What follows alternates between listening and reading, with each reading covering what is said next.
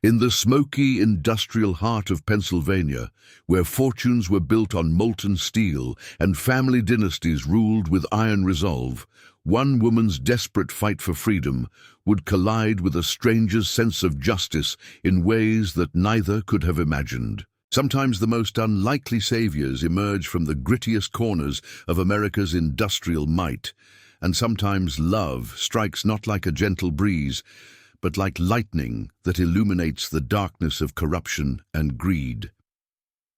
The year was 1892, and the steel mills of Pittsburgh blazed day and night, their towering smokestacks painting the sky in shades of amber and crimson. Against this backdrop of American ambition and industrial power, a story was about to unfold that would challenge everything the city's elite believed about honor, duty, and the price of progress. Before we jump back in, tell us where you're tuning in from, and if this story touches you, make sure you're subscribed, because tomorrow I've saved something extra special for you. The morning fog clung to the hillsides overlooking Pittsburgh like a shroud, the distant clanging of hammers on anvils creating a metallic symphony that had become the heartbeat of the growing city. 22-year-old Isabella Hartwell stood at the tall windows of her family's mansion, watching the workers stream toward the massive steel mills that dominated the valley below. Her reflection in the glass showed a young woman with striking auburn hair and determined green eyes, dressed in the finest silk morning dress that money could buy. But behind that polished exterior lay a spirit that chafed against the golden cage her family had constructed around her. The Hartwell Steelworks employed over 3,000 men and had made her family one of the wealthiest in Pennsylvania. Her father, Marcus Hartwell, had built the empire through a combination of ruthless business acumen and strategic alliances that had crushed smaller competitors and consolidated power among a select few industrial barons. Isabella had grown up, understanding that she was not merely a daughter, but an asset to be deployed when the family's interests required it. That deployment was now imminent, and the very thought made her stomach turn with a mixture of anger and dread. Isabella. The voice behind her carried the authority of a man accustomed to immediate obedience. Marcus Hartwell entered the morning room, his silver hair perfectly groomed and his expensive suit tailored to emphasize his commanding presence. Behind him walked her uncle, Harrison Hartwell, whose calculating eyes swept over Isabella as if appraising her market value. "Father," Isabella replied, turning from the window but maintaining her composure despite the racing of her heart. She had learned years ago that showing weakness or emotion only encouraged her father's more autocratic tendencies. Marcus settled into the leather chair behind his mahogany desk, the same desk from which he had orchestrated the destruction of competitors and the exploitation of workers for the past 25 years. The morning newspapers lay spread before him, their headlines trumpeting the success of American industry while carefully omitting the human cost of that success.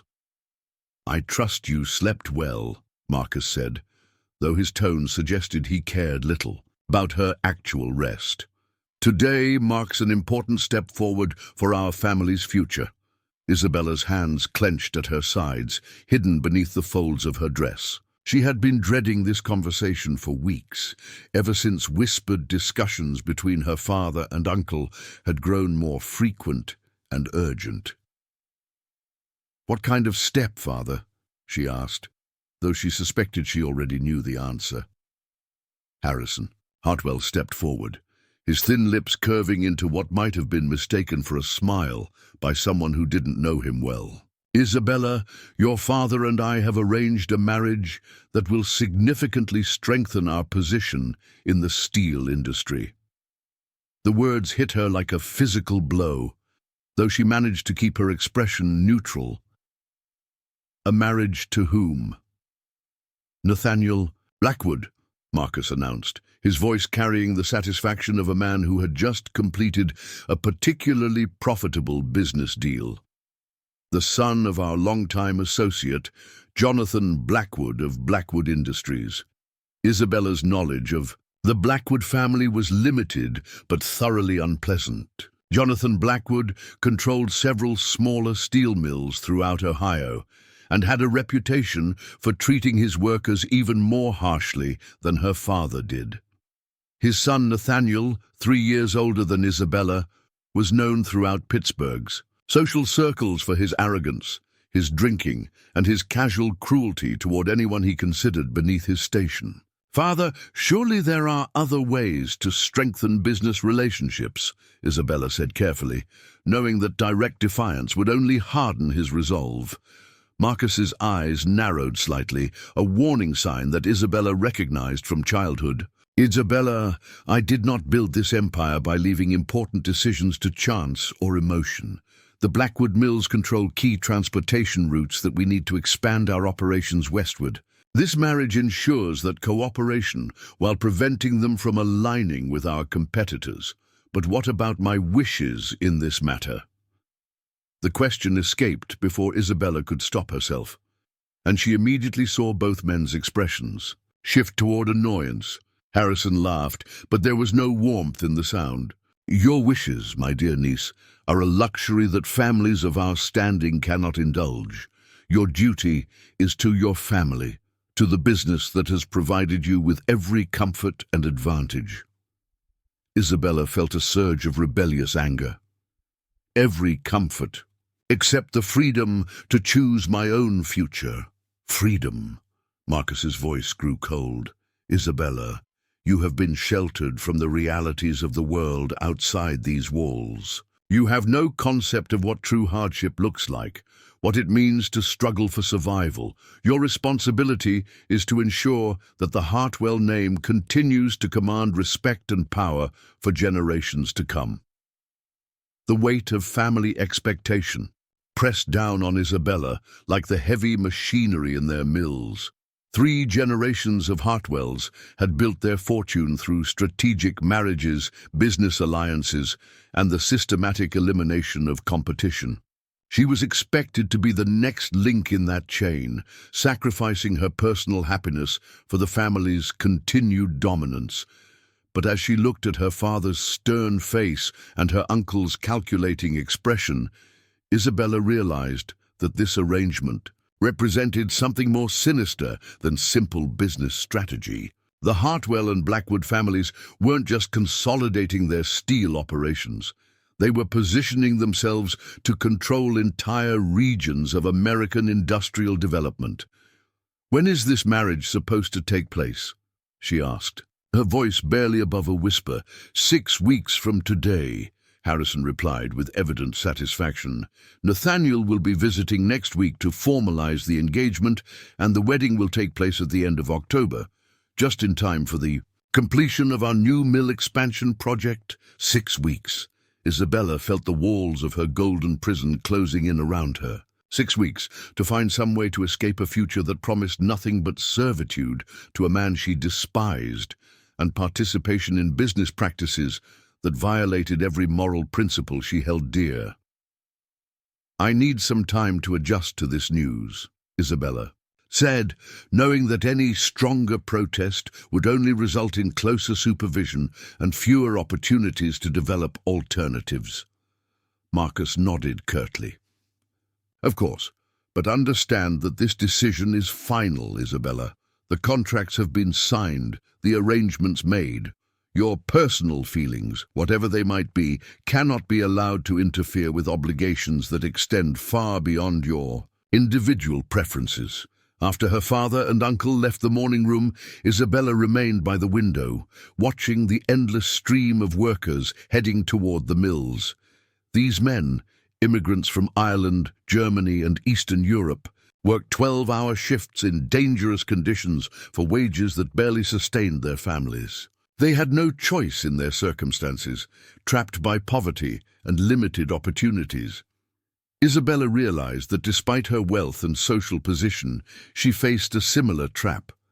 Her gilded cage was more comfortable than the workers' tenements, but it was no less confining. The difference was that she had resources they lacked, education they had been denied, and connections that might, if she was clever and brave enough, provide alternatives that seemed impossible from her current vantage point. The sound of hammering from a nearby construction site drew her attention to a group of men working on renovations to the mansion's carriage house. Among them was someone who immediately caught her eye, a tall, broad-shouldered man with dark hair and intelligent blue eyes, who moved with the confident grace of someone accustomed to physical labor. Unlike the other workers, who kept their heads down and focused solely on their tasks, this man occasionally paused to survey the worksite, with what looked like a supervisor's attention to detail.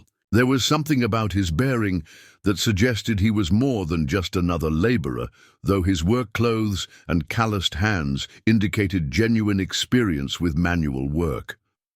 Isabella watched, fascinated despite herself, as he helped direct the placement of heavy wooden beams, his quiet authority evident in the way the other men deferred to his judgment. When he rolled up his sleeves to assist with lifting, she could see the corded muscles of his forearms and the careful precision with which he approached each task.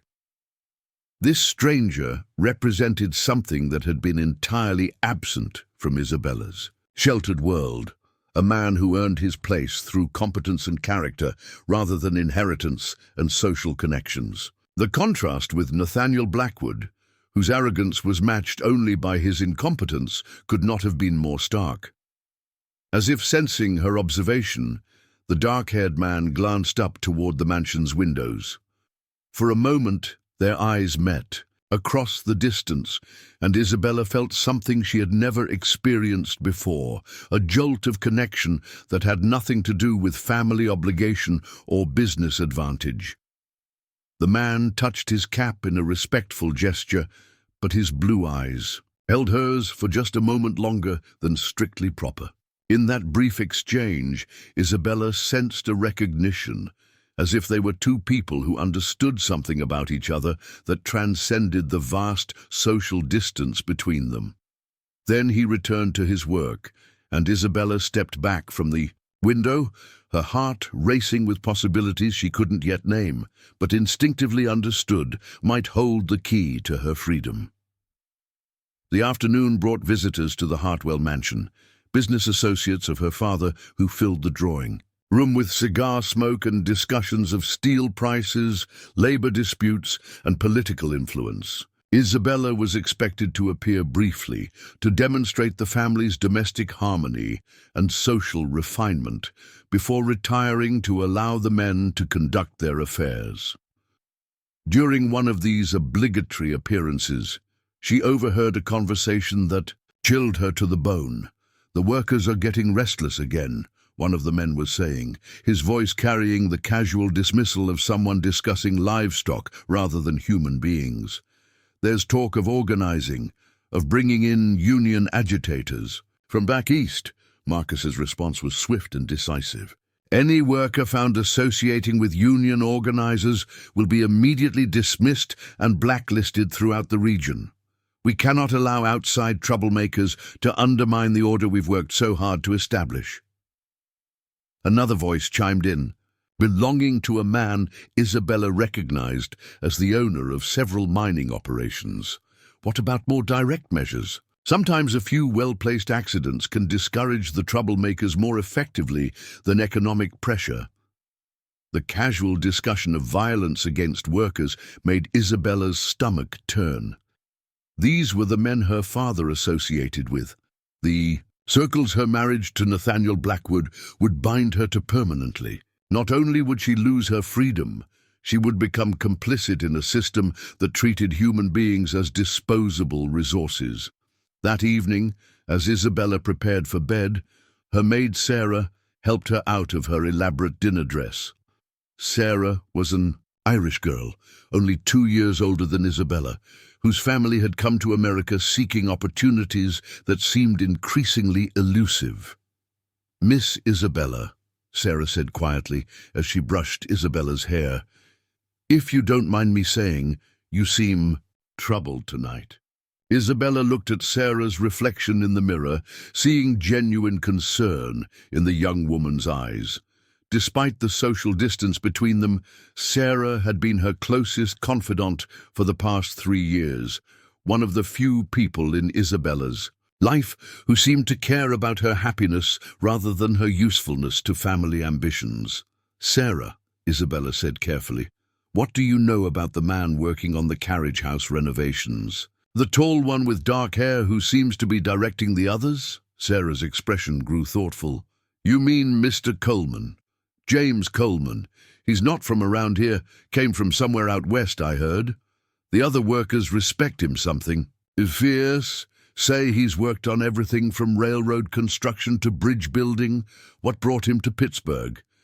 Sarah lowered her voice, as if sharing a secret. "Word is he's been traveling around, learning about different industries, different ways of doing things.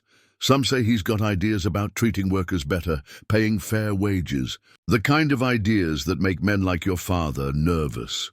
Isabella felt her pulse quicken. "Ideas about workers' rights?" "Among other things. My brother Patrick works in the mill, and he says Mr. Coleman's been asking questions, not troublemaking. Questions, mind you, but thoughtful ones about safety conditions, work hours, that sort of thing." The information confirmed Isabella's instinct that James Coleman was more than he appeared to be. A man who cared about workers' welfare, who possessed both the intelligence to ask meaningful questions and the courage to do so in an environment where such inquiries could be dangerous. "Sarah," Isabella said impulsively, "tomorrow I'd like to take a walk around the grounds. Perhaps you could accompany me." Sarah's knowing smile told Isabella that her request had been interpreted correctly. "Of course, miss. The gardens are particularly lovely this time of year, and I imagine the construction work might be interesting to observe." That night, Isabella lay awake listening to the distant sounds of the steel mills, the rhythmic hammering, the hiss of steam, the rumble of machinery that never slept. But instead of the oppressive weight those sounds usually carried, representing, as they did, her family's wealth built on others' labor, tonight they seemed to whisper possibilities. Somewhere in the darkness beyond her window, James Coleman was probably sleeping in whatever modest accommodations he had secured for himself. He was a man who chose his own path, who stood up for principles that mattered, who represented everything that Isabella's arranged marriage would prevent her from ever becoming.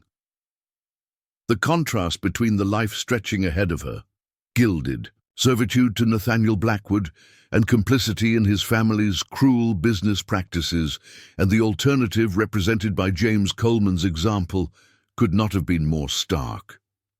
Tomorrow would bring her one step closer to the engagement that would seal her fate, but it would also bring an opportunity to learn more about the man whose brief glance had awakened possibilities she had never dared to imagine.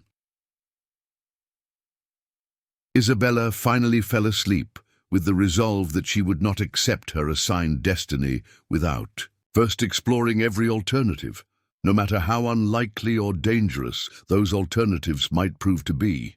The weight of family legacy pressed down on her like the machinery in her father's mills, but for the first time in her life, she began to believe that even the heaviest chains might be broken by someone with sufficient determination and the right kind of help. Preparing and narrating this story took us a lot of time, so if you are enjoying it, subscribe to our channel. It means a lot to us.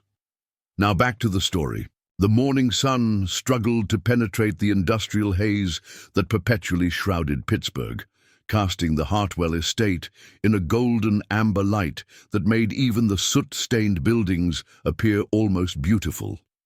Isabella descended the grand staircase, wearing a practical walking dress in deep forest green, her heart beating with anticipation and nervousness in equal measure. Sarah waited by the servants' entrance, carrying a small basket that would serve as their excuse for the morning excursion. The pretense of gathering herbs from the estate's kitchen garden would allow them to move freely around the grounds without drawing unwanted attention from the household staff, who reported regularly to Isabella's father about her activities and whereabouts. "The morning air will do you good, Miss Isabella," Sarah said, with a meaningful glance toward the construction site where hammering had already resumed. "Perhaps we might check on the progress of the carriage house repairs while we're about our gardening."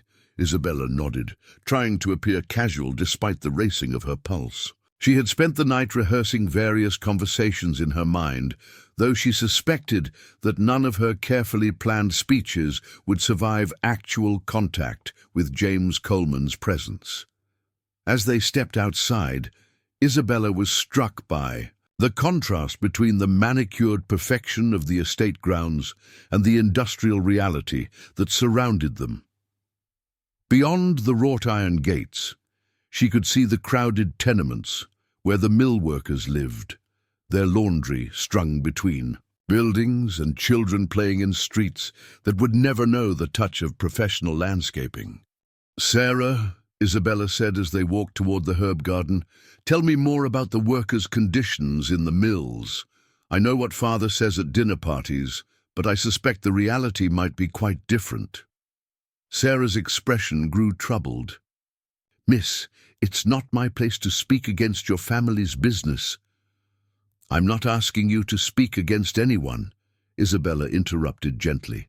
"I'm asking you to tell me the truth. If I'm to inherit responsibility for these operations someday, shouldn't I understand what they actually involve?" The logic of Isabella's request seemed to convince Sarah, who glanced around to ensure they weren't being overheard before speaking in a lower voice. "The conditions are harsh, miss. Men work 12-hour shifts, sometimes longer when there are big orders to fill. The heat from the furnaces is terrible, and accidents happen more often than they should." "What kind of accidents?"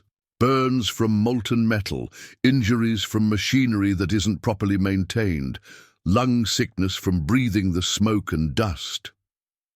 Sarah's voice carried the weight of personal knowledge. "My brother Patrick lost 2 fingers last year when a cable snapped while they were moving a heavy beam. The company paid for a doctor to treat the immediate injury, but there was no compensation for the wages he lost while healing. No help for his family during that time." Isabella felt a chill run through her that had nothing to do with the morning air. "And this is considered normal?" "Your father's mills are no worse than most and better than some," Sarah said diplomatically.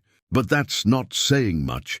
There are men who work in conditions that would make you weep, Miss Isabella, conditions that no human being should have to endure just to earn bread for their children." They had reached the herb garden, but Isabella's attention was entirely focused on the construction site 50 yards away. James Coleman stood near a pile of lumber, consulting what appeared to be architectural drawings while discussing something with 2 other workers. Even at this distance, his air of quiet authority was evident. "He's different from the other supervisors, isn't he?" Isabella observed, pretending to examine the lavender plants while actually watching James direct the work. "Very different," Sarah agreed. "Patrick says Mr. Coleman has been asking the workers about their experiences, not in a threatening way, but like he genuinely wants to understand how things operate. He's been taking notes too, which has some of the foremen nervous." "Notes? About what?" "Safety procedures, work schedules, wage structures. The kind of information that could be used to make improvements or to cause trouble, depending on your perspective." Isabella watched James roll up the drawings and begin walking in their direction, apparently heading toward a stack of materials. Near the garden area, her mouth went dry as she realized this might be her opportunity to actually speak with him, though she had no idea what she would say. "Miss Isabella," Sarah whispered urgently, "he's coming this way." James Coleman approached with the easy stride of a man comfortable in his own skin, his work clothes clean, despite the nature of his labor. As he drew closer, Isabella could see that her first impression had been accurate. There was an intelligence in his blue eyes that suggested depths far beyond what his current occupation might indicate. "Good morning, ladies," James said, touching his cap respectfully. His voice carried a slight accent that Isabella couldn't immediately place, not the Irish brogue of many Pittsburgh workers, nor the German inflection of others, but something that suggested broader travels and varied experiences. "Good morning," Isabella replied, proud that her voice remained steady despite her nervousness. "I hope our presence isn't interfering with your work." James smiled, and the expression transformed his already handsome face into something that made Isabella's heart skip. "Not at all, miss. In fact, I was hoping I might have a word with you about the construction project if you have a moment." The request was perfectly proper, a worker addressing the estate owner's daughter about business matters. But Isabella sensed there was more to it than simple professional courtesy. "Of course. What did you need to discuss?" James glanced at Sarah, who took the hint and moved a discreet distance away to examine the rosemary plants, remaining within sight but beyond easy hearing range. "I wanted to express my appreciation for your family's decision to upgrade the workers' quarters above the carriage house. The improvements will make a significant difference in their comfort and safety." Isabella blinked in confusion. "I'm sorry. What improvements?" James's expression shifted to one of surprise, then concern. "The new ventilation system, the reinforced flooring, the improved lighting. The work orders specified that these were requested by the family to ensure better living conditions for the staff." A cold realization washed over Isabella. "Mr. Coleman, I think there may have been some miscommunication. Could you show me these work orders?" James produced a folded paper from his jacket pocket, his expression growing troubled as he handed it to Isabella. The document bore her father's letterhead and what appeared to be his signature, but as Isabella read the specifications, she realized the true purpose of the improvements. The reinforced flooring wasn't for comfort. It was designed to support heavy machinery. The improved lighting was positioned for precision work rather than general illumination.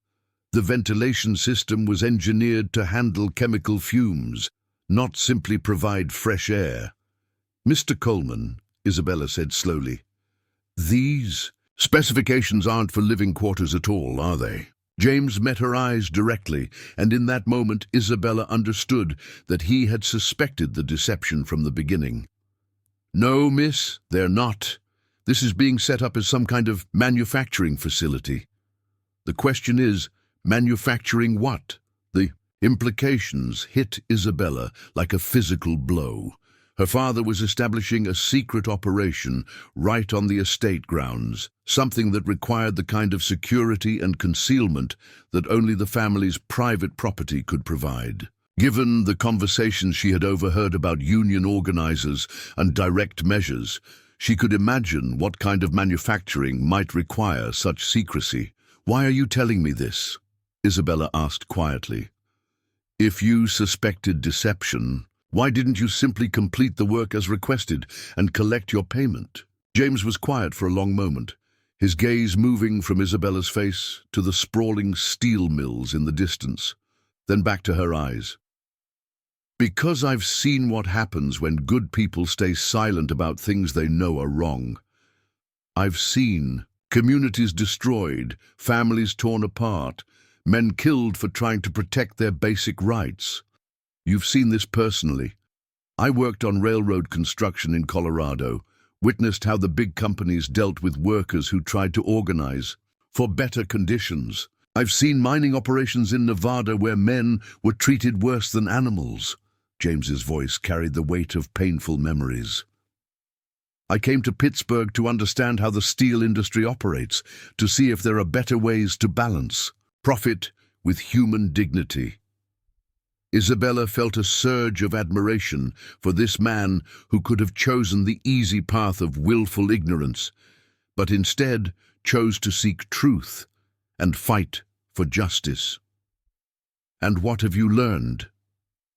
"That men like your father have built their fortunes on the backs of workers who have no choice but to accept whatever conditions are offered to them. That the system is designed to prevent those workers from organizing or negotiating for better treatment, James's voice remained calm, but Isabella could see the passion burning in his eyes. "And that change is coming, whether the industrial barons want it or not." The sound of approaching footsteps interrupted their conversation. Harrison Hartwell was walking toward them across the estate grounds, his expression darkening as he observed Isabella in private conversation with one of the workers. "Isabella," Harrison called out sharply, "what are you doing out here?" "Good morning, Uncle Harrison," Isabella replied, quickly folding the work order and slipping it into her dress pocket.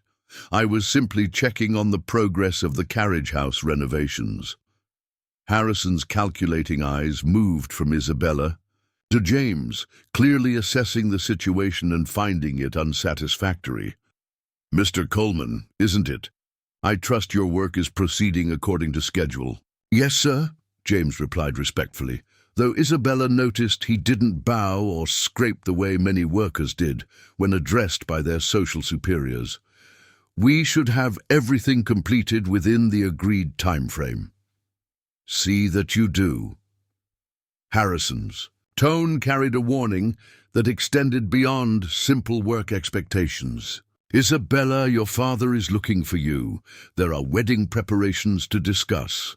The reminder of her approaching engagement hit Isabella like cold water, bringing her back to the reality of her situation. In 6 weeks, she would be married to Nathaniel Blackwood, bound permanently to the same system of exploitation and cruelty that James Coleman was working to expose and change. "Of course, Uncle Harrison. I was just finishing my morning walk." As Harrison escorted Isabella back toward the mansion, she risked one glance back at James Coleman. He was watching her departure with an expression that mixed concern, admiration, and something else that made her heart race, the look of a man who had recognized a kindred spirit and was already planning how he might help her. That afternoon brought the formal arrival of Nathaniel Blackwood, accompanied by his father Jonathan, and a small entourage of business associates. Isabella watched from her bedroom window as their elaborate carriages pulled up to the mansion's front entrance, the black horses and silver fittings designed to project wealth and power. Nathaniel himself proved even worse than Isabella's memories had suggested. At 25, he carried himself with the arrogance of someone who had never been denied anything he wanted, his pale grey eyes surveying the Hartwell estate with the calculating gaze of a man already planning how he would improve upon his future inheritance. During the formal introduction in the drawing room, Nathaniel barely acknowledged Isabella as a person, addressing his comments about their future marriage to her father, while treating her as a piece of property whose transfer details were being negotiated. "Isabella has been well educated in the domestic arts," Marcus was saying, as if she weren't sitting right beside him. "She'll make an excellent hostess for business entertaining and can be trusted to manage household affairs without requiring constant supervision." Nathaniel nodded approvingly. "Excellent. My mother will want to review the household management arrangements after the wedding. We have specific standards that must be maintained across all Blackwood properties." The casual dismissal of Isabella's preferences or opinions in managing what would supposedly be her own home revealed everything she needed to know about what marriage to Nathaniel would entail. She would be a glorified servant in her own house, expected to implement policies decided by others while having no voice in the decisions that affected her daily life. "There is one matter we should discuss," Jonathan Blackwood said, his voice carrying the same cold authority that characterized his son's manner. "We've been hearing rumors about labor unrest in some of the Pittsburgh mills, union organizers spreading dangerous ideas among the workers." Marcus's expression hardened. "We're well aware of the situation and taking appropriate measures to address it." "What kind of measures?" Nathaniel asked with evident interest. Harrison leaned forward conspiratorially. "We are establishing a facility to manufacture deterrence." items that can help discourage troublemakers without attracting unwanted government attention. Isabella felt her blood run cold as she realized what they were discussing. The secret manufacturing operation in the carriage house wasn't for legitimate business purposes.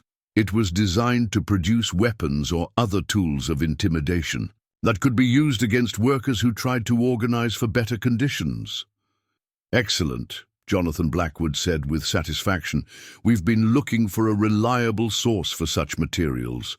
Our own attempts to discourage union activity in Ohio have been hampered by inconsistent quality in our deterrents." Nathaniel's laugh was cruel and entirely without humor.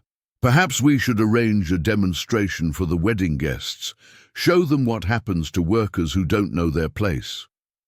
The casual discussion of violence against innocent people, spoken in the same tone they might use to plan a dinner party, made Isabella feel physically ill. These were the men who would control her life, the cause she would be expected to support, the legacy she would help perpetuate. That evening, as Sarah helped her prepare for bed, Isabella made a decision that would change everything. "Sarah," she said quietly, "I need you to deliver a message for me.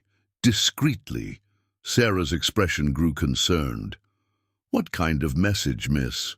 Isabella moved to her writing desk and quickly penned a note, her handwriting shaking slightly with the magnitude of what she was attempting. "I need you to find James Coleman and give him this. Tell him it's urgent and that he should be very careful about who might be watching." The note was brief but direct. "The carriage house project is not what you were told. Meet me tomorrow at dawn by the old oak tree near the south gate. I have information you need to know about what they're really planning." As Sarah carefully concealed the note and prepared to slip out of the mansion, Isabella stood once again at her window, looking out at the industrial landscape that had shaped her entire life. Tomorrow, she would take the first real step toward challenging the destiny that had been chosen for her. She had no clear plan beyond warning James Coleman about the true nature of the construction project. But she sensed that he might be the key to finding alternatives that seemed impossible from her current perspective. A man who had traveled widely, who understood both industry and justice, who possessed the courage to stand up against powerful interests despite the personal risk. The engagement to Nathaniel Blackwood loomed just 5 weeks away. But for the first time since learning of the arrangement, Isabella felt something other than despair. She felt the beginning of hope, fragile and uncertain, but real nonetheless. Tomorrow would bring her face to face with a man who represented everything her arranged marriage would prevent her from ever becoming. Someone who chose principle over profit, justice over security, truth over comfortable lies. The question that kept her awake far into the night was whether James Coleman would be willing to help her become the person she was meant to be, or whether the social distance between them and the power of her family's wealth and influence would prove too great to overcome. In the distance, the steel mills continued their endless work, the glow from their furnaces painting the night sky in shades of orange and red. But for Isabella, that familiar sight no longer represented only the source of her family's power. It also represented the possibility of change, the hope that even the most entrenched systems could be challenged by people with sufficient courage and determination. The pre-dawn darkness enveloped the Hartwell estate like a heavy blanket, broken only by the distant glow from the steel mills that never slept. Isabella moved silently through the mansion's corridors, her soft-soled boots making no sound on the Persian runners that lined the hallways. She had barely slept, her mind churning with the implications of what she had discovered and the magnitude of what she was about to attempt. The old oak tree near the south gate had been her childhood refuge, a massive specimen that predated the mansion itself and provided a canopy of privacy away from the main house's windows. As Isabella approached through the morning mist, she could make out James Coleman's silhouette already waiting beneath its spreading branches. He stood with the easy alertness of a man accustomed to potential danger, his work clothes replaced by darker garments that would blend into the shadows. When he saw Isabella approaching, he stepped forward with a slight bow that managed to be respectful without being servile. "Miss Hartwell," James said quietly, his voice barely carrying in the still air, "I received your message. Sarah said it was urgent." Isabella clutched her shawl tighter against the morning chill, suddenly aware of the enormity of what she was about to reveal. "Mr. Coleman, what I'm going to tell you could put both our lives in danger. Are you prepared for that?" James's blue eyes studied her face in the dim light, as if weighing not just her words, but her character and resolve. "Miss, I've been in dangerous situations before. The question is whether you understand what you're risking by meeting me here." "I understand perfectly." Isabella reached into her cloak and withdrew the work order James had shown her the previous day, along with several other documents she had taken from her father's study during the night. "The carriage house project isn't for improved worker housing. It's being converted into a weapons manufacturing facility." James took the papers, his expression growing increasingly grim as he read by the faint light of the approaching dawn. "Tear gas canisters, metal clubs with weighted heads, devices for dispersing chemical irritants," he murmured. "These aren't defensive measures. They're instruments of attack." "There's more," Isabella continued, her voice growing stronger as she committed fully to her course of action. "My father and the Blackwoods are planning to use these weapons against workers who try to organize. They're creating what they call deterrents that can't be traced back to official company sources." James looked up from the documents, his face hard with controlled anger. "How did you obtain these papers?" Isabella met his gaze directly. "I took them from my father's private safe. The combination is my mother's birthday. Apparently even ruthless industrialists have sentimental weaknesses." A slight smile touched James's lips despite the gravity of the situation. "That was considerable risk, Miss Hartwell. If your father discovers what you've done—" "He'll discover it eventually anyway," Isabella said with a confidence that surprised her. "I've made my choice, Mr. Coleman. I cannot and will not be party to a system that treats human beings as expendable resources. I will not marry Nathaniel Blackwood and become complicit in his family's crimes." James was quiet for a long moment, studying Isabella's face, as if seeing her clearly for the first time. "Miss, do you understand what you're saying? You're talking about defying some of the most powerful men in Pennsylvania, abandoning a life of wealth and comfort, risking everything for principles that most people in your position would ignore. I'm talking about choosing to be the person I was meant to be, rather than the person others have decided I should become." Isabella's voice carried a conviction that seemed to come from some deep well of strength she hadn't known she possessed. "I've seen what this system does to people like Sarah's brother, like the workers in our mills. I've heard my father and uncle discuss violence against innocent families as if it were a minor business expense. I cannot live with that knowledge and do nothing." James folded the documents carefully and tucked them inside his jacket. "Then we need to move quickly. These plans suggest they're preparing for something immediate, probably a response to union organizing activities that are scheduled to begin next week." "You know about union activities?" "Miss Hartwell, I haven't been entirely honest about my reasons for being in Pittsburgh." James's voice took on a more serious tone. "I'm not just a construction worker seeking employment. I'm here as a representative of the Western Federation of Miners, investigating reports of illegal anti-labor activities in the steel industry." Isabella felt her world shift as this revelation sank in. "You're a union organizer?" "Among other things. I've also worked as an investigator for several workers' rights organizations, documenting conditions and gathering evidence of corporate crimes." James's expression grew apologetic. "I should have told you sooner. But I needed to be certain of your loyalties before revealing information that could endanger other people. The irony wasn't lost on Isabella that she had been agonizing over whether to trust James while he had been conducting his own assessment of her character and reliability. "What other things haven't you told me?" "I have contacts in the federal government, investigators who are building cases against industrial combinations that violate interstate commerce laws. The evidence you've provided could be crucial in prosecuting not just your father and the Blackwoods, but the entire network of companies they're working with." Isabella felt a mixture of excitement and terror at the implications.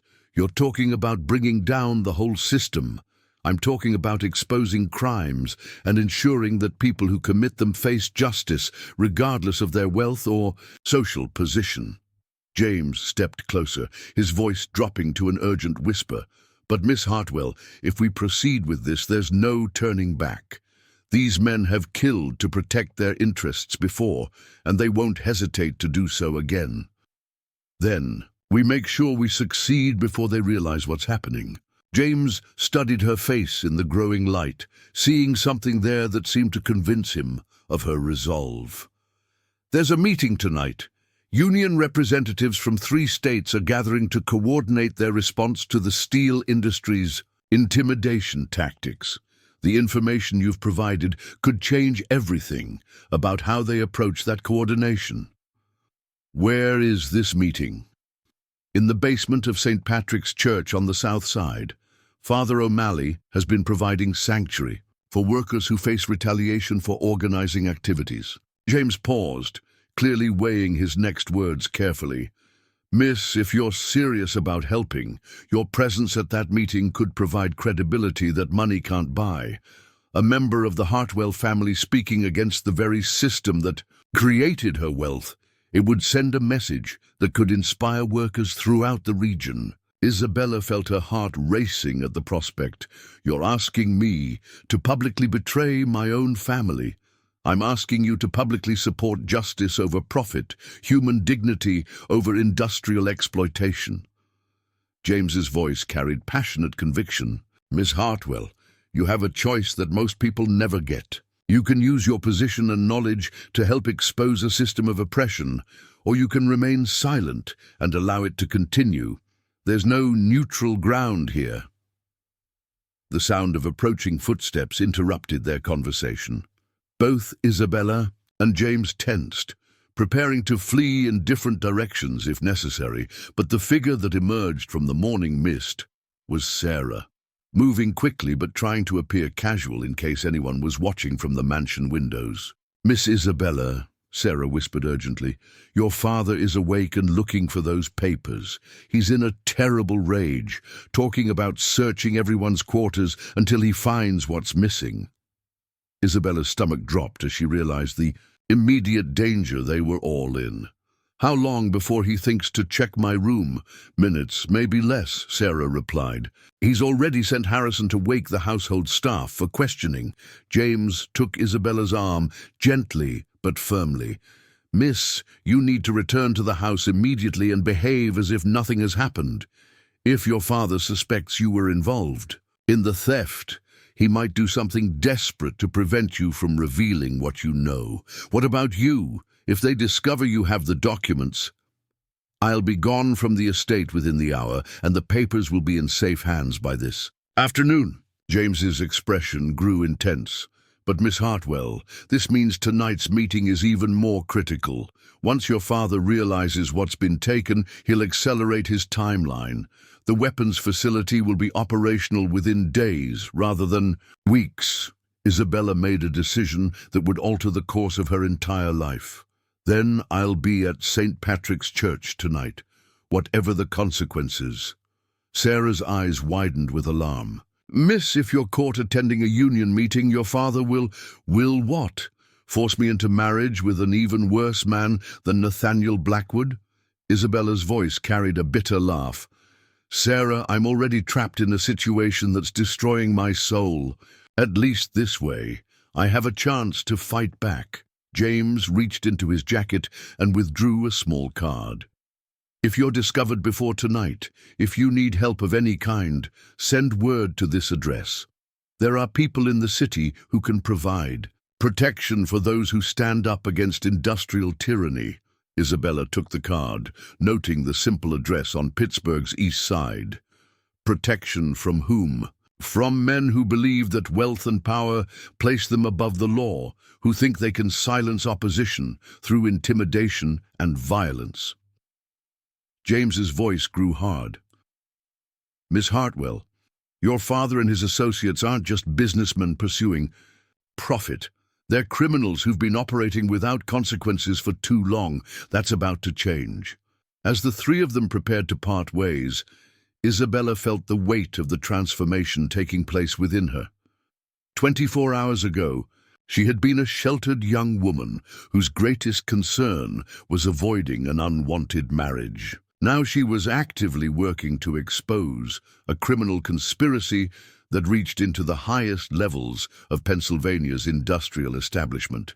Mr. Coleman, Isabella said as he prepared to disappear into the morning shadows, why did you decide to trust me?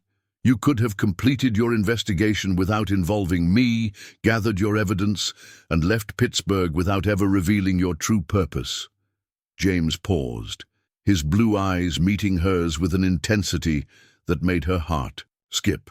Because I recognize something in you, Miss Hartwell. The same thing I've seen in every person who's ever made a real difference in this world. The ability to choose what's right over what's easy, even when that choice comes at great personal cost.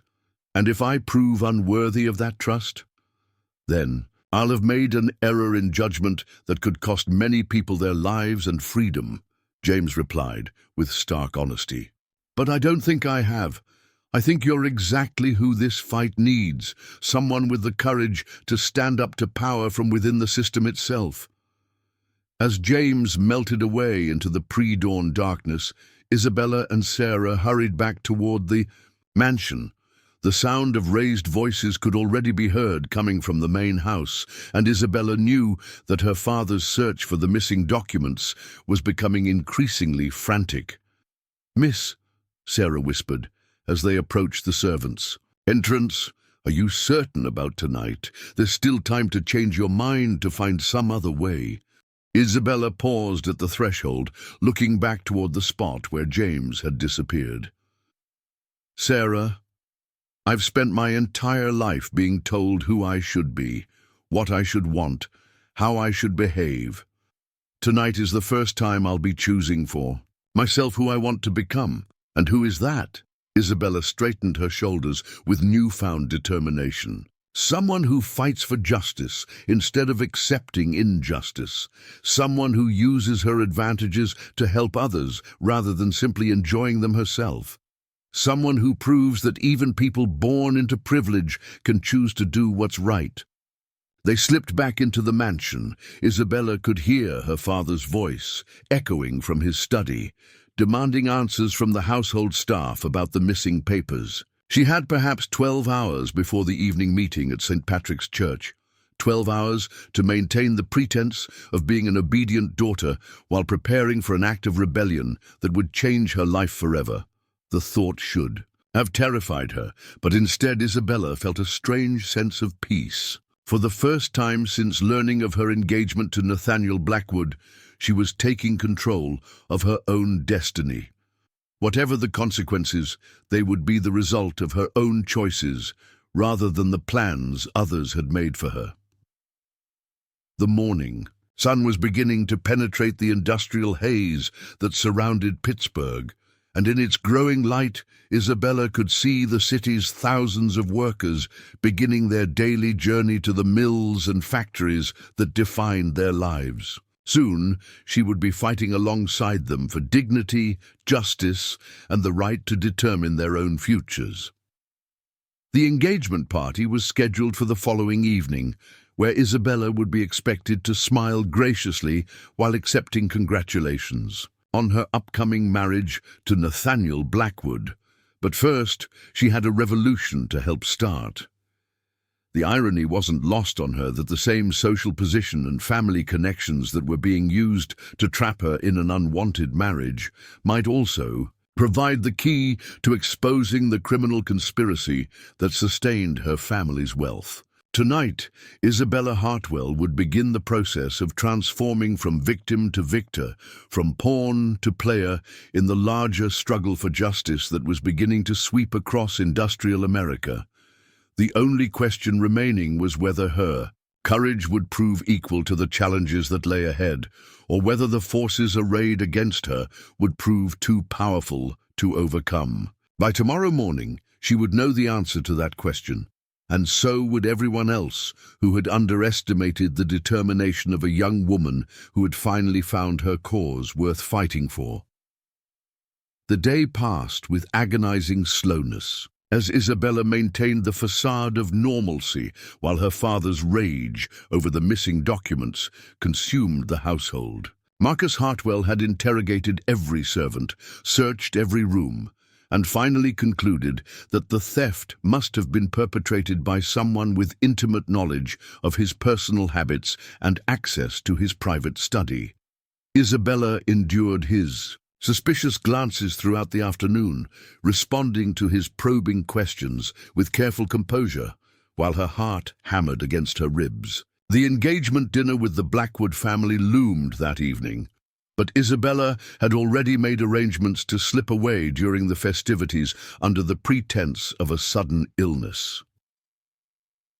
As dusk settled over Pittsburgh's industrial landscape, Isabella made her final preparations for what she knew might be the most important night of her life. She dressed in her plainest dark clothing, borrowed one of Sarah's worn cloaks, and studied the route to St. Patrick's Church that Sarah had sketched for her on a piece of kitchen paper.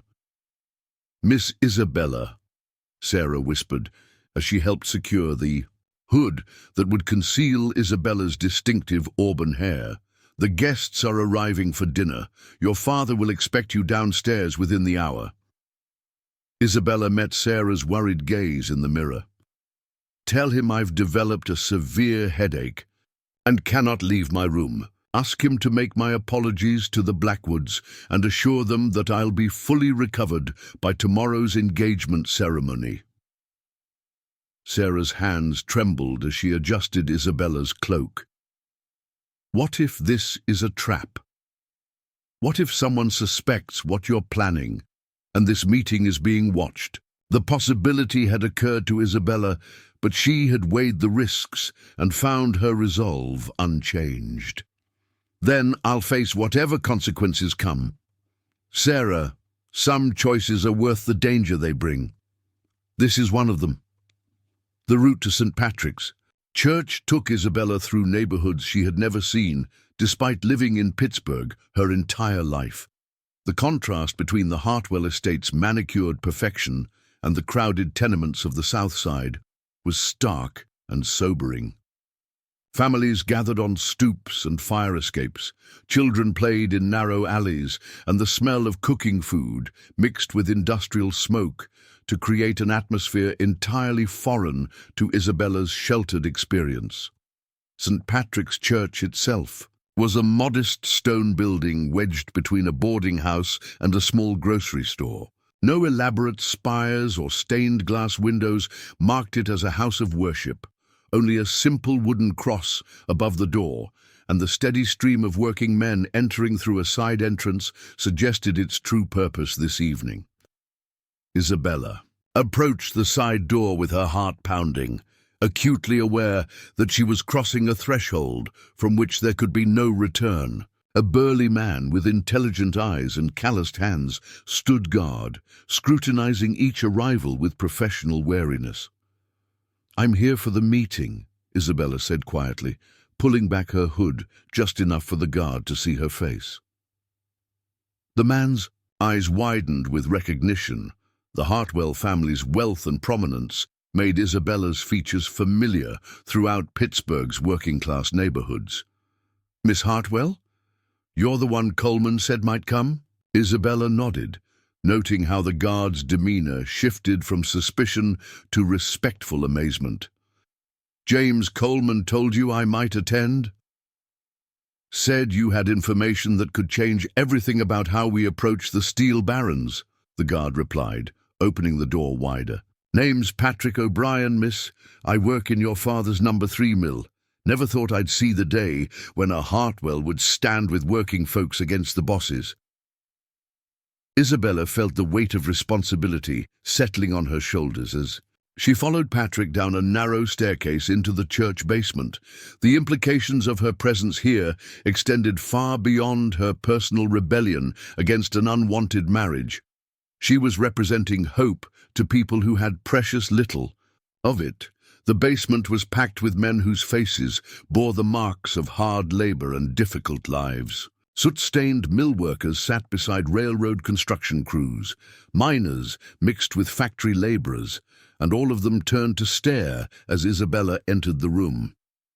The conversations died away as word spread that Marcus Hartwell's daughter had come to join their cause.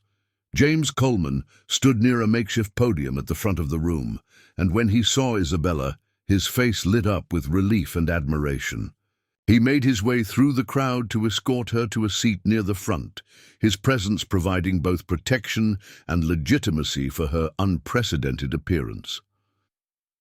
"Miss Hartwell," James said quietly as they moved through the assembled workers, "I wasn't certain you would come. The risk to your safety, to your future." "My future is exactly what I'm here to fight for," Isabella replied, her voice carrying more confidence than she felt. "The future I choose for myself, rather than the one others have chosen for me." Father O'Malley, a silver-haired priest with kind eyes and work-worn hands, called the meeting to order. His opening words set the tone for everything that followed. "Brothers, we gather tonight not in anger or hatred, but in pursuit of justice. We seek not to destroy, but to build, not to tear down what is good, but to expose and eliminate what is evil." The first speaker was a union organizer from Chicago who outlined the broader struggle taking place across American industry. His words painted a picture of systematic oppression that extended far beyond Pittsburgh's steel mills. A coordinated effort by wealthy industrialists to maintain profits by suppressing wages, ignoring safety concerns, and crushing any attempt at worker organization. "The steel barons think they can divide us by setting mill against mill, city against city, native-born against immigrant," the organizer declared. "But their greed affects us all equally. A worker burned by molten metal suffers the same whether he speaks English or Polish. A family that can't afford food because of low wages faces the same hunger regardless of what country they came from." James Coleman took the podium next, and Isabella felt her pulse quicken as he began to speak. His voice carried the authority of someone who had seen firsthand the conditions he described, who had worked alongside the men he was addressing. "Brothers, tonight we have evidence that proves the steel companies are preparing to escalate their war against working families," James began. "Not content with poverty wages and dangerous conditions, they're now planning to use actual weapons against anyone who dares to organize for better treatment." A murmur of angry voices rose from the assembled workers, but James raised his hand for silence. "Before I share this evidence, I want you to hear from someone whose courage made it possible to obtain these documents. Miss Isabella Hartwell has risked everything, her family, her fortune, her safety, to bring us information that could save lives and expose crimes." Isabella rose on unsteady legs, feeling the weight of hundreds of eyes upon her. She had never spoken publicly to any group, let alone one composed of her family's employees who had every reason to see her as their enemy rather than their ally. "Gentlemen," Isabella began, her voice initially trembling but growing stronger with each word, "I stand before you tonight not as Marcus Hartwell's daughter, but as someone who believes that human dignity is more important than industrial profits." The room fell completely silent, every man leaning forward to catch her words. Isabella realized that this might be the first time many of them had ever heard a member of Pittsburgh's wealthy elite acknowledge their humanity, let alone advocate for their rights. I have learned that my father and his business associates are manufacturing weapons designed specifically to injure and intimidate workers who seek to organize, Isabella continued, her voice now carrying clear and strong. These are not defensive measures or tools for legitimate security. They are instruments of attack, created for the sole purpose of maintaining profits through violence and terror. Isabella proceeded to detail everything she had discovered. The secret manufacturing facility, the planned coordination with other steel companies, the casual discussions of violence she had overheard. With each revelation, the anger in the room grew more palpable, but it was disciplined anger, the controlled fury of men who finally understood the full extent of what they were fighting against. "Miss Hartwell," called out a voice from the back of the room. "Why should we trust you? How do we know this isn't some trick to identify union organizers for retaliation?" Isabella had expected this question and had prepared her answer carefully. "Because tomorrow evening I am supposed to announce my engagement to Nathaniel Blackwood, son of Jonathan Blackwood. This marriage would unite two of the most powerful industrial families in the region and make me complicit in everything they plan to do to working families." She paused, letting the implications sink in. "By standing here tonight, by sharing this information with you, I am throwing away a life of comfort and security. I am choosing to become their enemy rather than their ally. That choice will cost me everything I have ever known, but it will give me something more valuable, the ability to look at myself in the mirror without shame." The emotional impact of Isabella's declaration was immediate and powerful. Men who had entered the meeting suspicious of her motives now looked at her with something approaching reverence. She wasn't just sharing information, she was sacrificing her entire privileged existence to stand with them against oppression. James stepped forward with a leather satchel containing the documents Isabella had stolen from her father's safe. The evidence Miss Hartwell provided shows that the steel companies plan to begin using these weapons within the week. They're expecting union organizing activities to begin Monday morning, and they intend to respond with immediate and overwhelming force. Father O'Malley examined the documents, his face growing grave as he read. These specifications describe devices designed to cause permanent injury, weighted clubs that can shatter bones, chemical compounds that can blind, metal projectiles that can kill. A worker from the front row stood up, his face flushed with anger. "Then we hit them first. We know where they're manufacturing these weapons. We burn down the facility before they can use it against us." "No." Isabella's voice cut through the rising murmur of agreement. "Violence will only give them an excuse to bring in federal troops, to paint you as dangerous radicals rather than workers seeking justice. We need to be smarter than that." James nodded his support. "Miss Hartwell is right. We need to expose these plans in a way that shows the public who the real criminals. Our violence against property will make us look like the aggressors, even though we're defending ourselves against planned attacks." The Chicago organizer stood up, his expression thoughtful. "What about the newspapers? If we can get this evidence to reporters—" "Most of Pittsburgh's newspapers are owned by men who do business with my father," Isabella interrupted. "They won't publish anything that damages the steel industry's reputation." An older worker with a thick German accent raised his hand. "My nephew works for a newspaper in Philadelphia, one that's been critical of industrial monopolies. Maybe they would be interested in a story about steel barons planning to attack their own workers." James's eyes lit up with possibility. "That could work. A story in a major Eastern newspaper, backed by documentary evidence and testimony from a member of one of the implicated families, would be impossible to ignore or dismiss." Isabella felt a surge of excitement as the plan began to take shape. There's more we could do. I still have access to my father's business correspondence, his meeting schedules, his financial records. If we're going to expose this conspiracy, we should expose all of it. The price fixing, the blacklisting, the political bribes. The room erupted in excited conversation as the workers began to grasp the full potential of what Isabella was offering. She wasn't just providing evidence of one criminal plan. She was opening a window into the entire corrupt system that governed their lives. Father O'Malley called for order, his voice carrying the authority of long experience in mediating between opposing forces.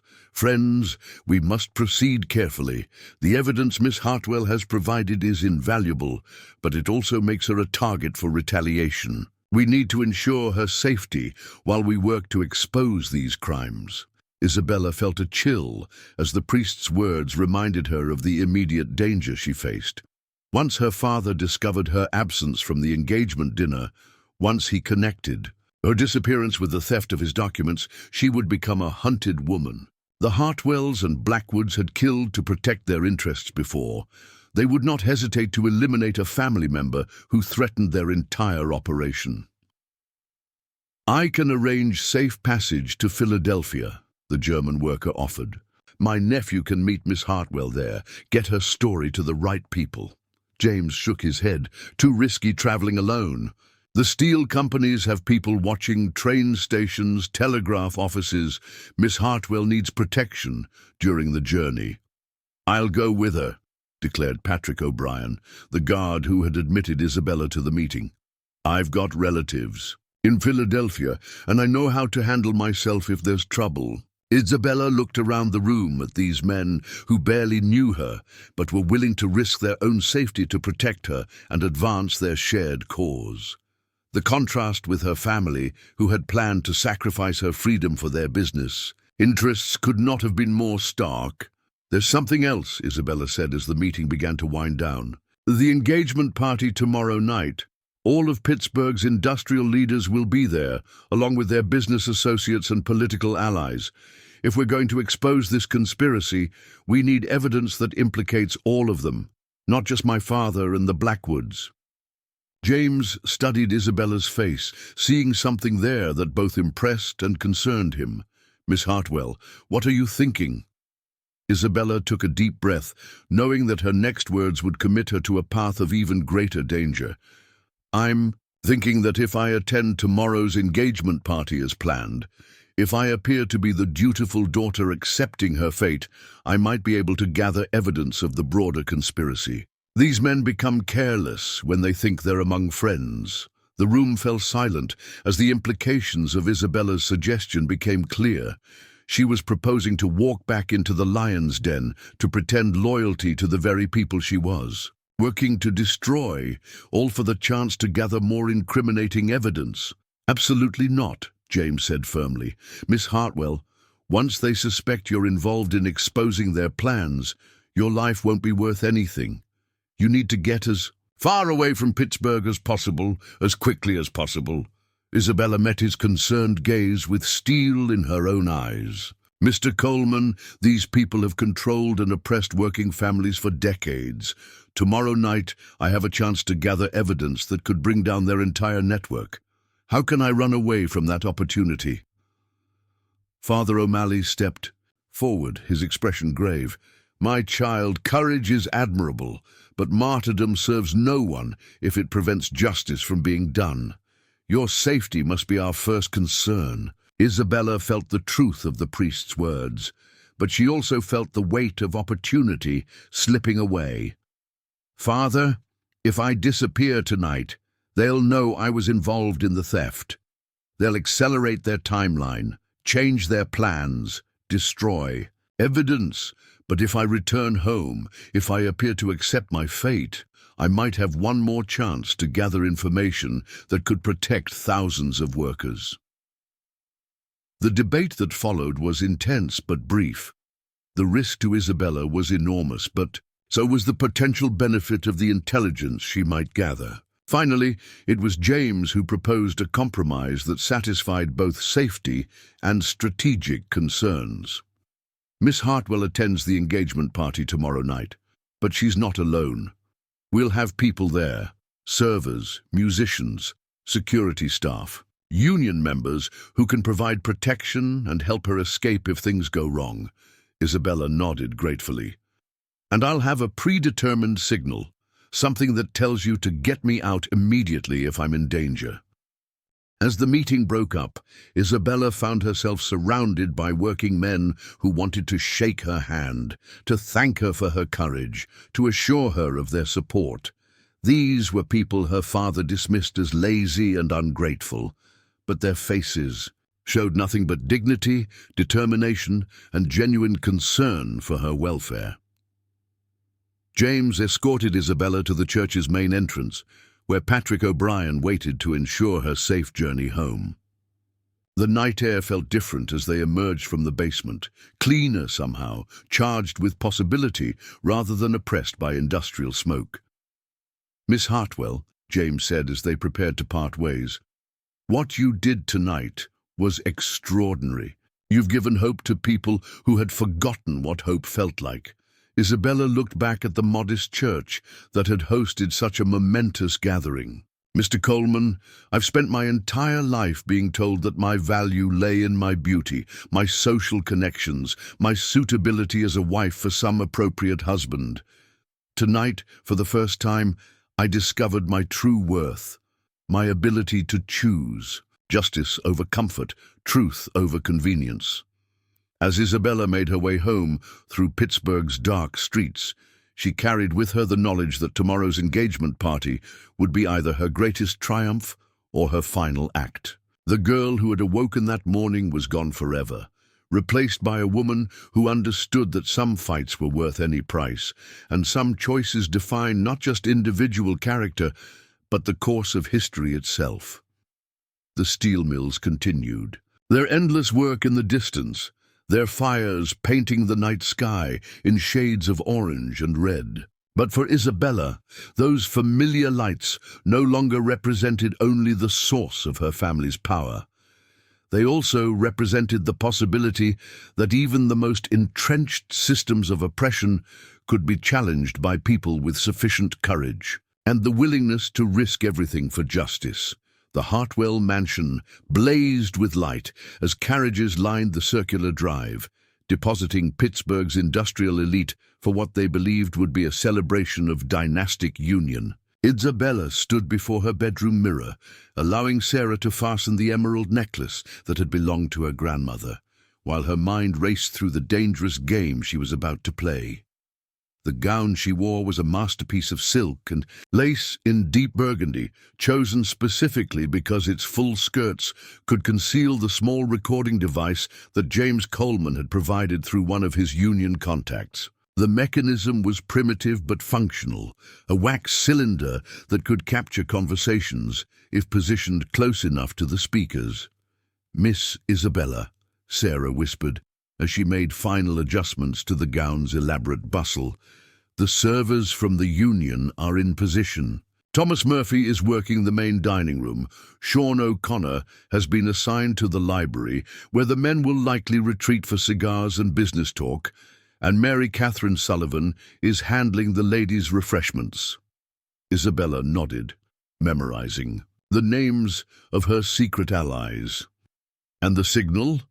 If you need immediate extraction, drop your fan and step toward the nearest window. They'll create a distraction within minutes." Sarah's hands trembled slightly as she spoke.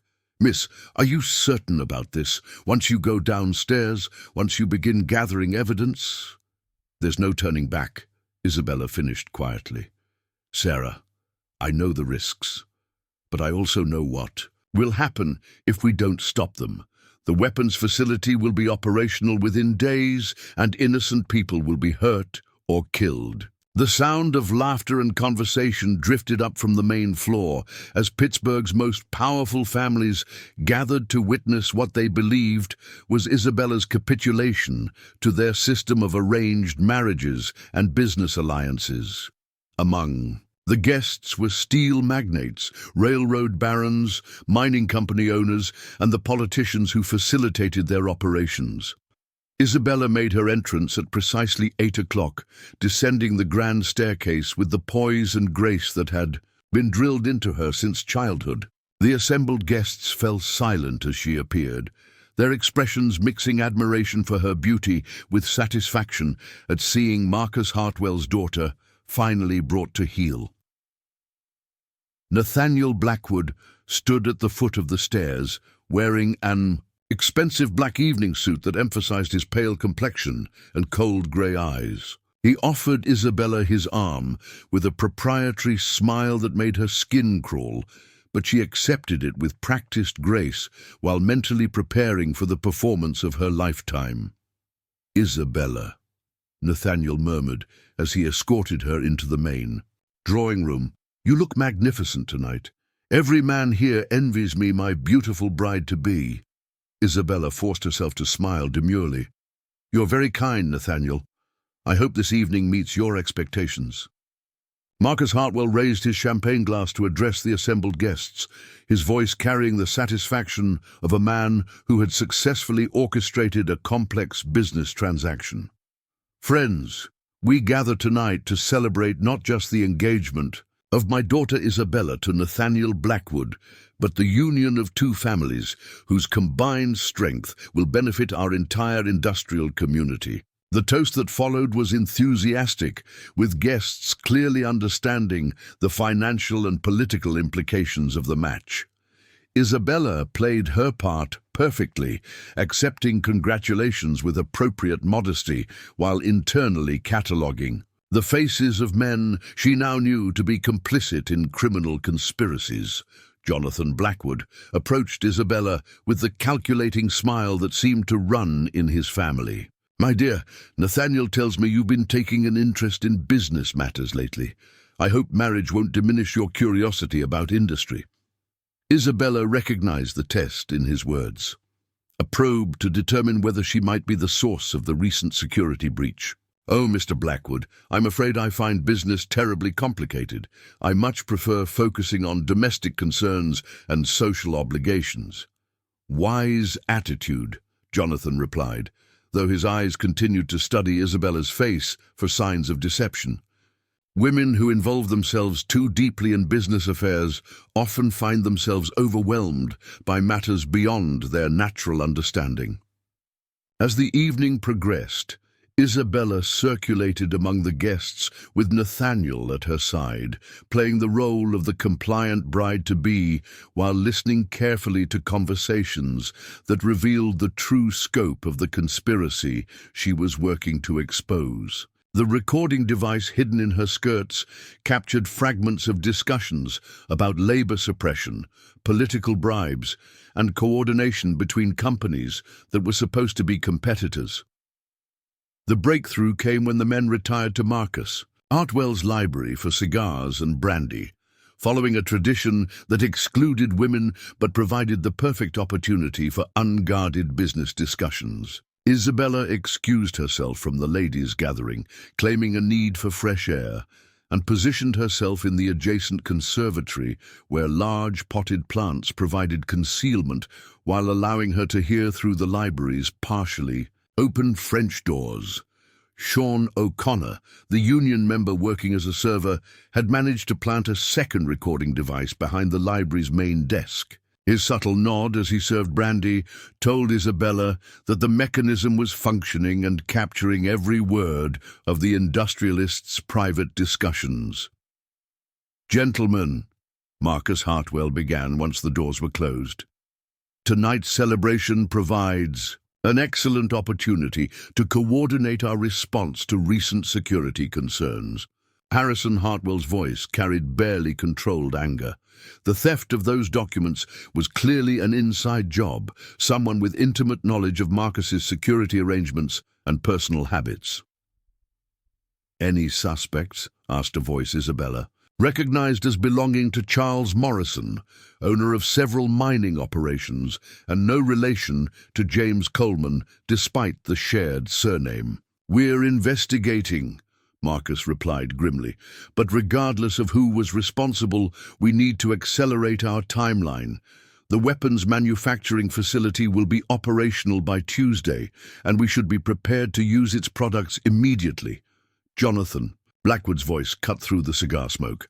The Chicago contacts have confirmed that union organizers are planning coordinated strikes across multiple industries. If we can make examples of the first groups that attempt to organize, the rest will fall into line quickly. Isabella pressed closer to the French doors, knowing that she was gathering evidence that could save lives, but also aware that discovery would mean her death. The recording device in her skirts captured every word as the conspiracy's full scope was revealed. "What about the political situation?" asked another voice. "Governor Patterson has been making noises about investigating industrial safety violations." Harrison Hartwell laughed coldly. "Patterson's investigation will find exactly what we want it to find. We've contributed too much to his campaigns and party organization for him to bite the hand that feeds him." "And the federal investigators?" Jonathan Blackwood inquired. "There are rumors that Washington is taking an interest in our operations." Marcus's voice grew harder. "Federal investigators require local cooperation to be effective. They won't receive it. Sheriff Williams, Judge Blackstone, District Attorney Foster, they all understand where their loyalties should lie." Isabella felt sick as she realized the extent of the corruption that enabled her family's criminal activities. It wasn't just industrial exploitation. It was systematic subversion of law enforcement, the courts, and political leadership throughout Pennsylvania. The conversation turned to specific plans for suppressing union activities, and Isabella learned that the first targets would be the same men who had welcomed her so warmly at St. Patrick's Church. Patrick O'Brien was on their list, as was Thomas Murphy, who was serving brandy not 15 feet from where his name was being discussed as a target for industrial accident. "The beauty of our approach," Charles Morrison was saying, "is that it will appear to be random workplace incidents. A cable snaps here, a furnace door fails there, molten metal spills in an unexpected direction. No one will be able to prove deliberate action, but the message will be clear to anyone considering union activities." Isabella had to grip the conservatory wall to steady herself as the casual discussion of murder continued. These men were planning to kill workers whose only crime was seeking fair wages and safe working conditions, and they spoke of it with no more emotion than they might discuss the weather. Nathaniel's voice joined the conversation with enthusiasm that chilled Isabella's blood. "Father, have you considered expanding the program beyond individual troublemakers? A larger incident, an explosion perhaps, or a structural collapse, could eliminate multiple organizers while sending an even stronger message." "Interesting thought," Jonathan Blackwood replied approvingly. "Mass casualties would certainly discourage others from following their example."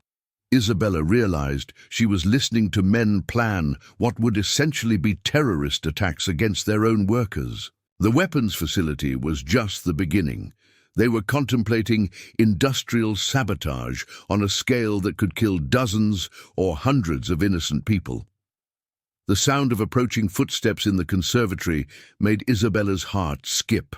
She quickly moved away from the French doors and pretended to admire the exotic orchids that gave the room its name, but her relief was short-lived when she saw who had discovered her hiding place. Theodore Blackwood, Nathaniel's younger brother, stood in the conservatory doorway with a knowing smile that sent chills down Isabella's spine.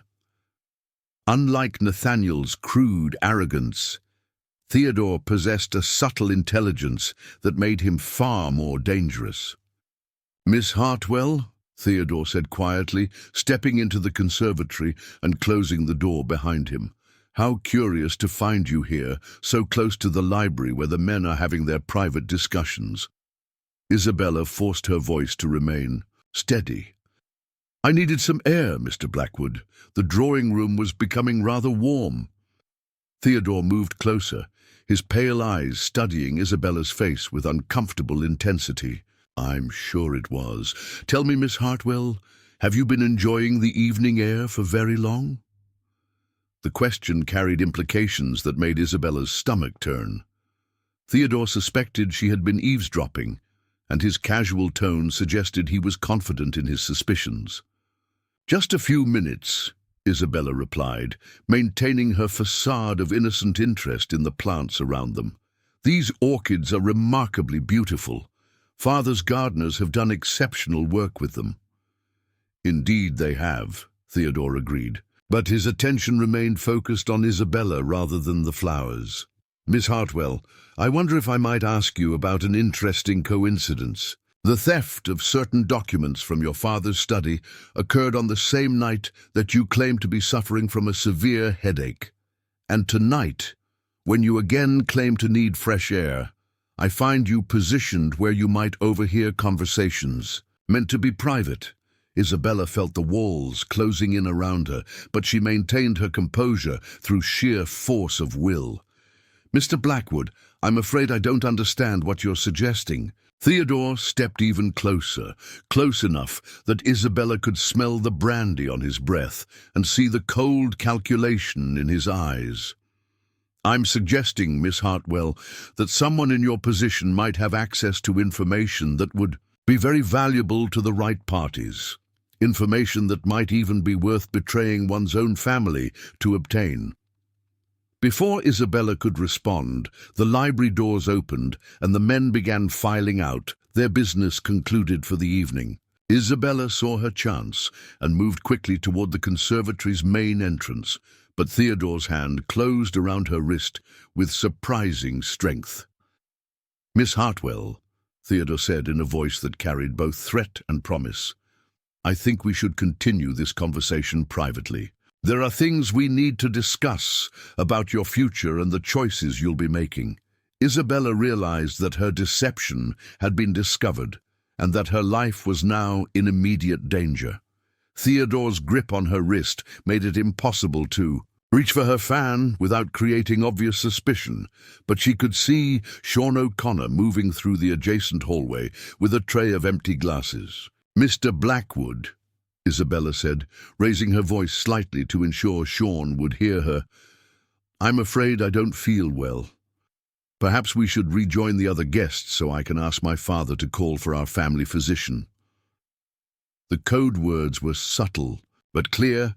Don't feel well and family physician were the predetermined signals indicating that she needed immediate extraction. Isabella could only hope that Sean had heard and understood. Theodore's smile grew wider as he recognized Isabella's attempt to summon help. Oh, Miss Hartwell, I don't think involving your father would be wise right now. In fact, I think it would be much better if we kept this conversation between ourselves.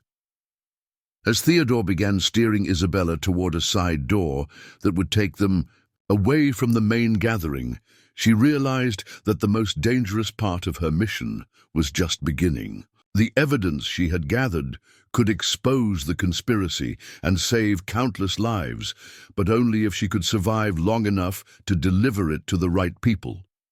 The engagement party continued around them with laughter and conversation, the guests unaware that their celebration was about to be interrupted by a confrontation that would determine not just Isabella's fate, but the future of every working family in Pittsburgh. The recording device hidden in her skirts contained enough evidence to destroy the industrial conspiracy.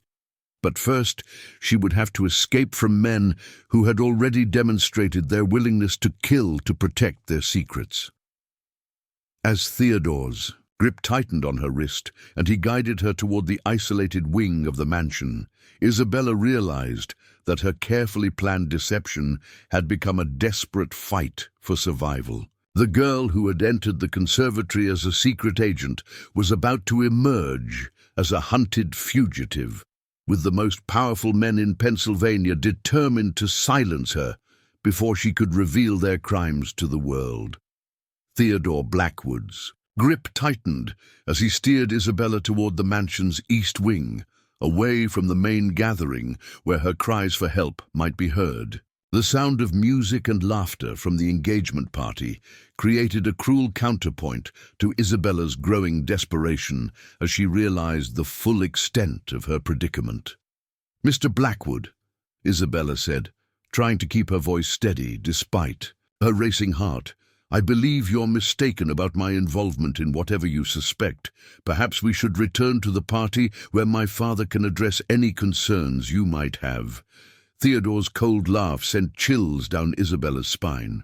"Miss Hartwell, your father is currently in the library discussing the best methods for eliminating union troublemakers. I hardly think he's the appropriate person to address concerns about family loyalty." They had reached a small study that served as Marcus Hartwell's private retreat, far enough from the main entertaining areas that screams would go unheard. Theodore released Isabella's wrist and moved to block the door, his pale eyes reflecting a malicious intelligence that made him far more dangerous than his brutish older brother. "Now then," Theodore said conversationally, "let's discuss your recent nocturnal activities. I have it on good authority that someone matching your description was seen in the South Side last evening in the vicinity of St. Patrick's Church during what I'm told was a very interesting gathering." Isabella's blood ran cold as she realized the depth of surveillance that surrounded the union activities. "Mr. Blackwood, I spent yesterday evening in my room with a severe headache. My maid Sarah can confirm this." "Can she?" Theodore moved closer, his smile growing more predatory. How unfortunate that Sarah O'Malley won't be available to provide that confirmation. "You see, Miss Hartwell, Irish servants have a tendency to meet with unfortunate accidents when they become involved in matters beyond their station." The casual threat against Sarah made Isabella's vision blur with rage and terror. "You haven't hurt her. Tell me you haven't hurt Sarah." "Not yet," Theodore replied with studied cruelty. "Her safety depends entirely on your cooperation in clearing up these troublesome misunderstandings." Isabella realized that her cover was completely blown and that Theodore had been watching her activities far longer than she had suspected. The elaborate deception of the engagement party had been a trap from the beginning, designed to confirm suspicions and gather evidence of her betrayal. A soft knock at the study door interrupted Theodore's interrogation. "Come in," he called, never taking his eyes off Isabella. Sean O'Connor entered, carrying a silver tray with a crystal decanter and glasses, his expression carefully neutral despite the obvious tension in the room. Isabella felt a surge of hope as she recognized her ally from the union meeting, but Theodore's next words shattered any illusion of rescue. "Ah, O'Connor," Theodore said pleasantly. "Perfect timing." Miss Hartwell was just about to explain her interest in labor organizing activities, and I thought you might provide some additional perspective on the matter. Isabella watched in horror as Sean's face revealed the truth. He had been discovered and was now being used as leverage against her. The careful network of union infiltrators had been compromised, possibly from the very beginning. "Miss Hartwell," Sean said quietly, his Irish accent thicker with emotion, "I'm sorry. They have my sister Mary Catherine and my youngest brother who works in the number 2 mill. They said they'd be safe if I cooperated." Theodore's satisfaction was evident as the trap closed completely around Isabella. "You see, Miss Hartwell, we've been aware of the union's infiltration attempts for some time. It was a simple matter to identify their operatives and turn them to our purposes." Isabella felt the weight of betrayal and failure crushing down on her, but beneath the despair, anger began to burn. These men had manipulated not just her, but every person who had tried to fight for justice, using threats against innocent family members to force cooperation. "What do you want?" Isabella asked, abandoning any pretense of innocence. "Excellent." Theodore clapped his hands together with mock enthusiasm. Honesty at last. What we want, Miss Hartwell, is quite simple. You're going to provide us with the names of every person who attended last night's meeting.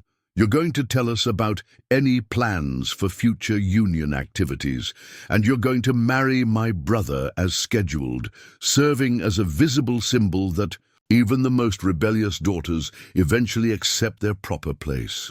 And if I refuse, Theodore's expression grew cold as winter steel, then Sarah O'Malley will suffer a tragic accident involving one of the steam presses in our textile mill.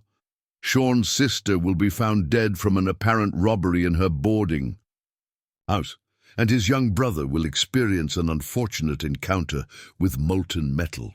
Isabella looked at Sean's anguished face, understanding the impossible choice he had been forced to make. These men had turned the workers' love for their families into weapons against them, making loyalty a path to death rather than salvation.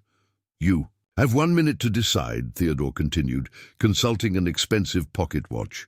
Cooperation means your friends live and you accept your destiny as a Blackwood wife. Defiance means everyone you care about dies while you watch, after which you'll still marry Nathaniel anyway. Isabella's mind raced as she calculated her options. The recording device in her skirts contained evidence that could destroy the entire conspiracy, but only if she could survive to deliver it. Sean's family hung in the balance, as did Sarah's life and the safety of every worker who had trusted her with their hopes. The sound of breaking glass from somewhere in the mansion interrupted her desperate thoughts. Theodore's head snapped toward the door, his confident expression flickering with the first sign of uncertainty Isabella had seen. A moment later, the study's window exploded inward as a dark figure crashed through in a shower of glass and wood splinters. James Coleman rolled to his feet with fluid grace, his clothes torn from his climb up the mansion's exterior wall, but his eyes blazing with determined fury. "Get away from her!" James commanded, his voice carrying the authority of a man who had faced down armed strikebreakers and company thugs across the American West. Theodore recovered quickly from his surprise, pulling a small pistol from his evening jacket. How touching! The mysterious Mr. Coleman comes to rescue his lady love. I'm afraid you're too late to prevent anything, but you're just in time to witness the consequences of interfering with your betters. James moved with the speed and precision of someone who had learned fighting in places where hesitation meant death. His hand shot out to deflect Theodore's gun arm, while his other fist connected solidly with the younger Blackwood's jaw, sending him crashing into the study's oak desk. "Isabella, are you hurt?" James asked quickly, his eyes never leaving the stunned Theodore. "I'm all right, but James, they have Sarah and Sean's family. This was all a trap." Isabella moved quickly to James's side, her fear transforming into relief at his presence. Sean stepped forward, his face etched with anguish. "Mr. Coleman, they made me betray the meeting. They threatened my sister, my brother." "I know, Sean," James replied grimly. "We suspected infiltration when 3 of our other operatives disappeared yesterday. That's why I came tonight instead of waiting for the signal." Theodore struggled to his feet, blood trickling from his split lip, his pale eyes now burning with hatred. "You fools think you've won something. This changes nothing. Even if you escape this room, you'll never leave Pittsburgh alive. The entire political and law enforcement structure of this city belongs to us." James moved to the window he had shattered, peering out at the mansion's grounds. "Maybe, but tonight we're going to test that theory. Isabella, do you still have the evidence you gathered?" Isabella nodded, patting the hidden recording device. "Everything, the manufacturing plans, the coordination between companies, the political corruption, even their plans for mass casualty attacks. Then we need to get that evidence to people who can act on it, and we need to do it before they can destroy the physical evidence or eliminate the witnesses." The sound of heavy footsteps in the hallway outside indicated that Theodore's absence had been noticed and investigated, Marcus Hartwell's voice could be heard directing servants to search the mansion, and Isabella realized that their window of escape was rapidly closing. "The servants' staircase," Isabella said quickly. "It connects through the kitchen wing, and from there we can reach the carriage house without being seen from the main areas." James helped Theodore to a chair and used the curtain cords to bind his hands and feet, ignoring the young man's threats and curses. "Sean, can you delay the search long enough for us to reach the staircase?" Sean nodded grimly. "I can create a distraction, but Mr. Coleman, what about my family? If I help you escape, we're going to expose this entire conspiracy tonight," James replied firmly. "Once the evidence is public, once federal authorities are involved, threatening individual families becomes much more dangerous for them than it is profitable." Isabella led them through a maze of servant corridors she had explored as a child, her knowledge of the mansion's hidden passages proving invaluable as voices and footsteps echoed through the main hallways behind them. The sounds of the engagement party continued below, the guests apparently unaware that anything unusual was occurring. They reached the kitchen wing just as the mansion's bells began ringing, an alarm system that indicated a serious security breach. The engagement party would be ending soon, as guests were politely but firmly escorted from the premises to allow the family to deal with their emergency. "The carriage house," Isabella said, pointing through the kitchen window toward the building where her family's criminal conspiracy had been manufacturing weapons. "There's a telegraph key in the foreman's office.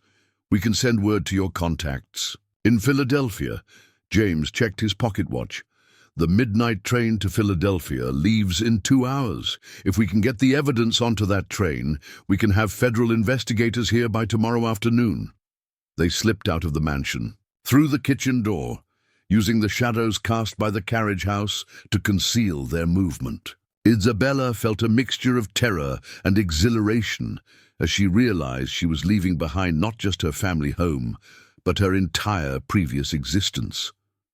The carriage house proved to be exactly what Isabella had suspected, a fully equipped weapons manufacturing facility disguised as a legitimate construction project. Workbenches held partially completed tear gas canisters, weighted clubs designed to break bones, and chemical compounds that could blind or kill. "Dear God," Sean whispered, as he surveyed the evidence of the conspiracy's scope. "They really were planning to murder anyone who tried to organize." James examined the manufacturing equipment with professional interest. "This isn't amateur work. They've invested serious money in setting up a sophisticated operation. Isabella, this evidence combined with your recordings could put dozens of people in prison." Isabella was already working at the telegraph key, her fingers flying over the brass contacts as she sent coded messages to the addresses James provided. The responses came quickly. Federal investigators were already en route to Pittsburgh, having been alerted by earlier intelligence about the conspiracy. The sound of dogs barking in the distance indicated that the search for the escaped conspirators was expanding beyond the mansion itself. Isabella realized that her family had called in additional security, probably including professional trackers who would follow their trail to the carriage house within minutes. "We need to move," James said urgently. "The telegraph messages are sent, but we still need to get the physical evidence out of Pittsburgh before they can stop us." Isabella made a decision that surprised even herself. Instead of fleeing immediately, she moved to the weapons manufacturing equipment and began systematically destroying it. Her knowledge of the machinery's operation, gained through years of observing her family's industrial processes, allowed her to disable the most critical components. "Isabella, what are you doing?" James asked as she poured chemicals into the gear mechanisms that would seize them permanently. "I'm making sure they can't continue production even if they capture us," Isabella replied grimly. "Every weapon they don't manufacture is a life that might be saved." Sean joined her in the sabotage, his anger at the betrayal and threats against his family driving him to systematic destruction of the conspiracy's infrastructure. Together, they rendered thousands of dollars worth of equipment permanently useless. The sound of approaching horses indicated that their pursuers had reached the carriage house area. James grabbed Isabella's hand and pulled her toward a rear. That opened onto the estate's back fields, away from the main search parties. The railroad tracks run through the woods about a mile from here, James said as they plunged into the darkness beyond the carriage house. If we can reach them, we can follow them to the station and catch the midnight train. Isabella had never run through dark woods in an evening gown, but desperation provided motivation that overcame any concerns about propriety or comfort. Behind them, shouts and lantern lights indicated that their escape route had been discovered. As they crashed through underbrush and stumbled over fallen logs, Isabella felt the last vestiges of her old life falling away. The sheltered daughter of wealth and privilege was gone forever, replaced by a fugitive who had chosen justice over security and truth over comfortable lies. "James," Isabella called out as they paused to catch their breath, "whatever happens tonight, I want you to know that I don't regret any of it. For the first time in my life, I've acted according to my own conscience rather than others' expectations." James took her hand, his calloused fingers intertwining with hers. "Isabella, we're going to make it through this. We're going to expose these criminals and build something better from the ruins of their corruption." The sound of a train whistle in the distance provided a beacon of hope as they pressed forward through the darkness. Behind them, the search parties continued their pursuit, but ahead lay the possibility of escape, justice, and a future built on principles rather than profit. The midnight train to Philadelphia would carry more than just passengers. It would carry evidence that could transform American industry and proof that even the most entrenched systems of oppression could be challenged by people with sufficient courage and determination. Isabella Hartwell was about to become Isabella Coleman, though she didn't yet know it. The engagement party that was supposed to seal her fate had instead provided the catalyst for the most important fight of her life. The railroad tracks gleamed like silver ribbons in the moonlight as Isabella, James, and Sean emerged from the dense woods that had concealed their desperate flight from the Hartwell estate. Behind them, the distant glow of lanterns marked the positions of their pursuers, while ahead lay the Pittsburgh and Eastern Railroad Station and their only chance of escape. Isabella's burgundy evening gown was torn and mud-stained from their journey through the forest, but the recording device remained safely concealed in her skirts, containing evidence that could topple one of the most powerful criminal conspiracies in American industrial history. Her carefully arranged hair had come loose, framing her face with auburn strands that caught the moonlight as she paused to catch her breath. "The station's just ahead," James whispered, pointing toward the cluster of buildings visible through the trees. "But we need to be careful. They'll have telegraphed ahead, warned the station master to watch for us." Sean clutched his side where a tree branch had torn through his server's uniform during their escape. "Mr. Coleman, what about the others? Thomas Murphy, Mary Catherine, all the union members who were at the meeting? If they know we've escaped..." Isabella felt a chill that had nothing to do with the night air. "They'll use them as hostages, won't they? Try to force us to return by threatening innocent people." James's expression grew grim as he considered the tactical situation. "That's exactly what they'll do. But Sean, we discussed this possibility during our planning sessions. Every person who attended that meeting understood the risks they were taking. They knew that exposure might mean retaliation, but they chose to fight anyway." The sound of a train whistle in the distance provided both hope and urgency. The midnight express to Philadelphia was approaching, but their window of opportunity was rapidly closing. Isabella could hear dogs barking much closer now, indicating that professional trackers were following their scent through the woods. There, James pointed toward a freight platform about 200 yards from the main passenger station. We can board from there without being seen by anyone watching the main terminal. As they moved carefully through the shadows toward the freight platform, Isabella caught sight of a familiar figure near the station's telegraph office.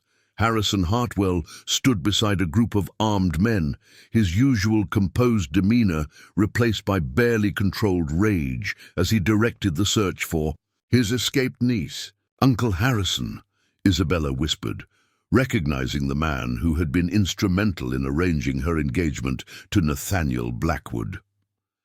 Seeing him coordinating their pursuit drove home the reality that her own family was now actively hunting her as a dangerous enemy.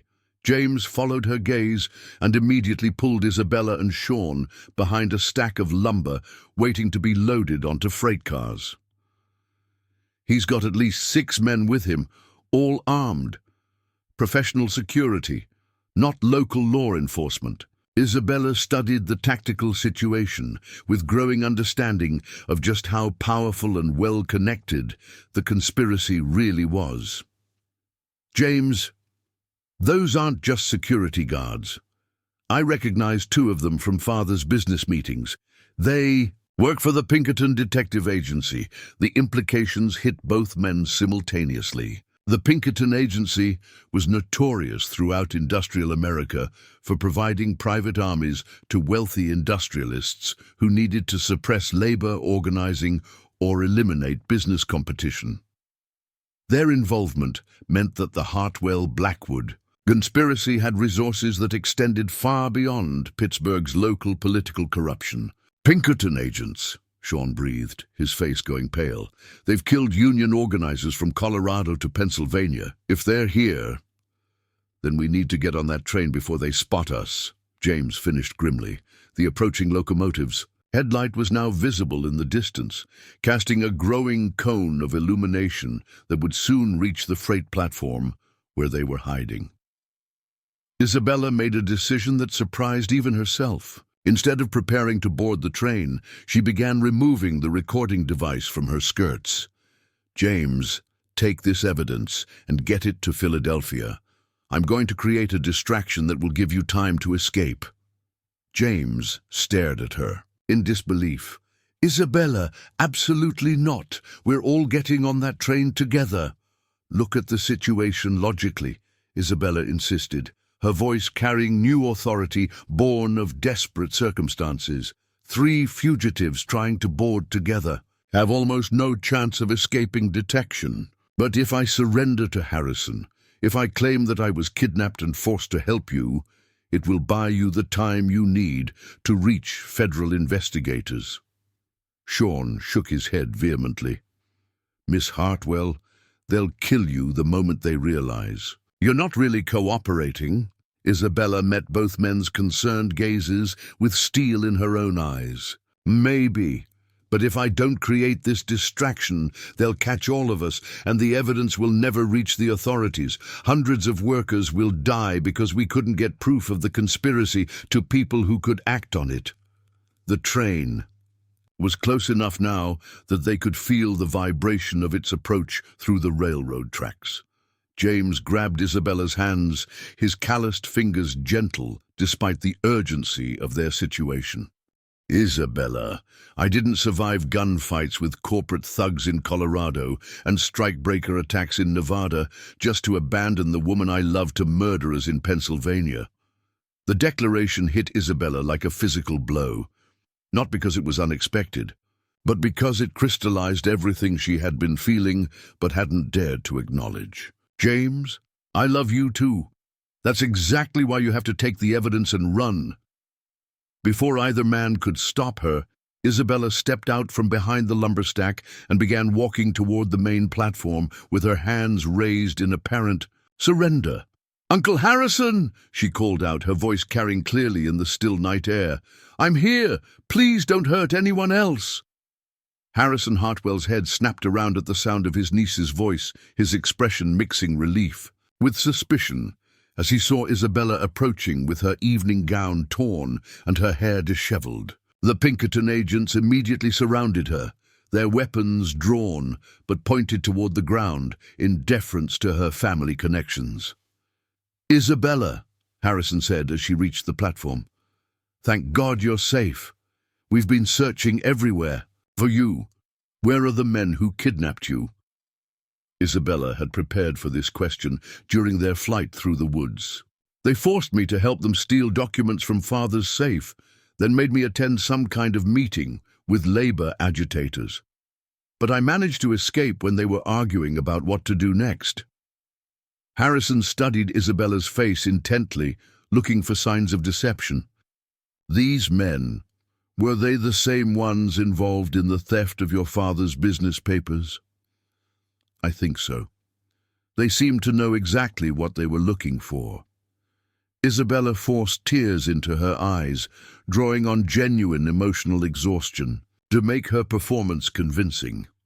"Uncle Harrison, they were talking about exposing Father's business dealings, about some kind of federal investigation." The Pinkerton agents exchanged meaningful glances, and Isabella realized that her mention of federal involvement had confirmed their worst fears. These men understood that they were facing more than just local labor disputes. They were potentially dealing with federal criminal charges that could destroy their entire operation. "Miss Hartwell," one of the Pinkertons said, his voice carrying professional authority, "we need you to tell us everything these men said about federal investigations. Every detail could be crucial to protecting your family's interests." Behind Harrison and his security team, Isabella could see the midnight train pulling into the station. Steam hissed from the locomotive as it came to a stop, and passengers began boarding for the journey to Philadelphia. She hoped desperately that James and Sean were among them, carrying the evidence that could bring justice to the conspiracy she was now actively helping to conceal. They mentioned names, Isabella said, buying time while the train completed its boarding process. Federal investigators who were supposedly building cases against Pittsburgh's industrial leaders. But I was so frightened that I didn't really understand what they were talking about. Harrison's expression grew increasingly grim as Isabella's fabricated testimony confirmed the conspiracy's vulnerability to federal prosecution. "Isabella, this is much more serious than a simple theft. These men weren't just criminals. They were agents of a larger effort to destroy legitimate American business through federal interference." The train's whistle sounded twice, indicating its imminent departure. Isabella felt a mixture of hope and despair as she realized that James and Sean had likely escaped, but that her own fate was now entirely in the hands of men who had already demonstrated their willingness to commit murder.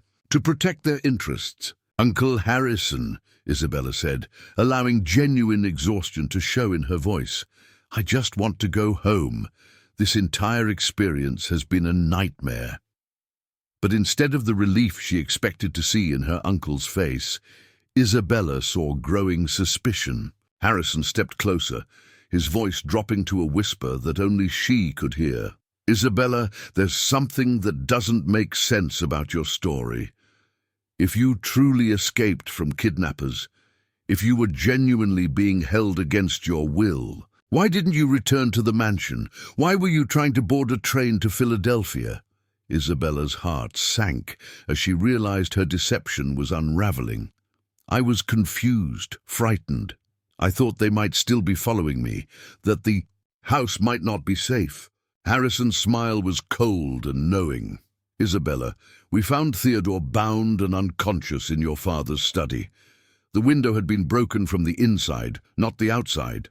And most importantly, we discovered that certain additional documents are missing from the safe, documents that could only have been accessed tonight while you were supposedly being held by kidnappers." The trap closed around Isabella with surgical precision.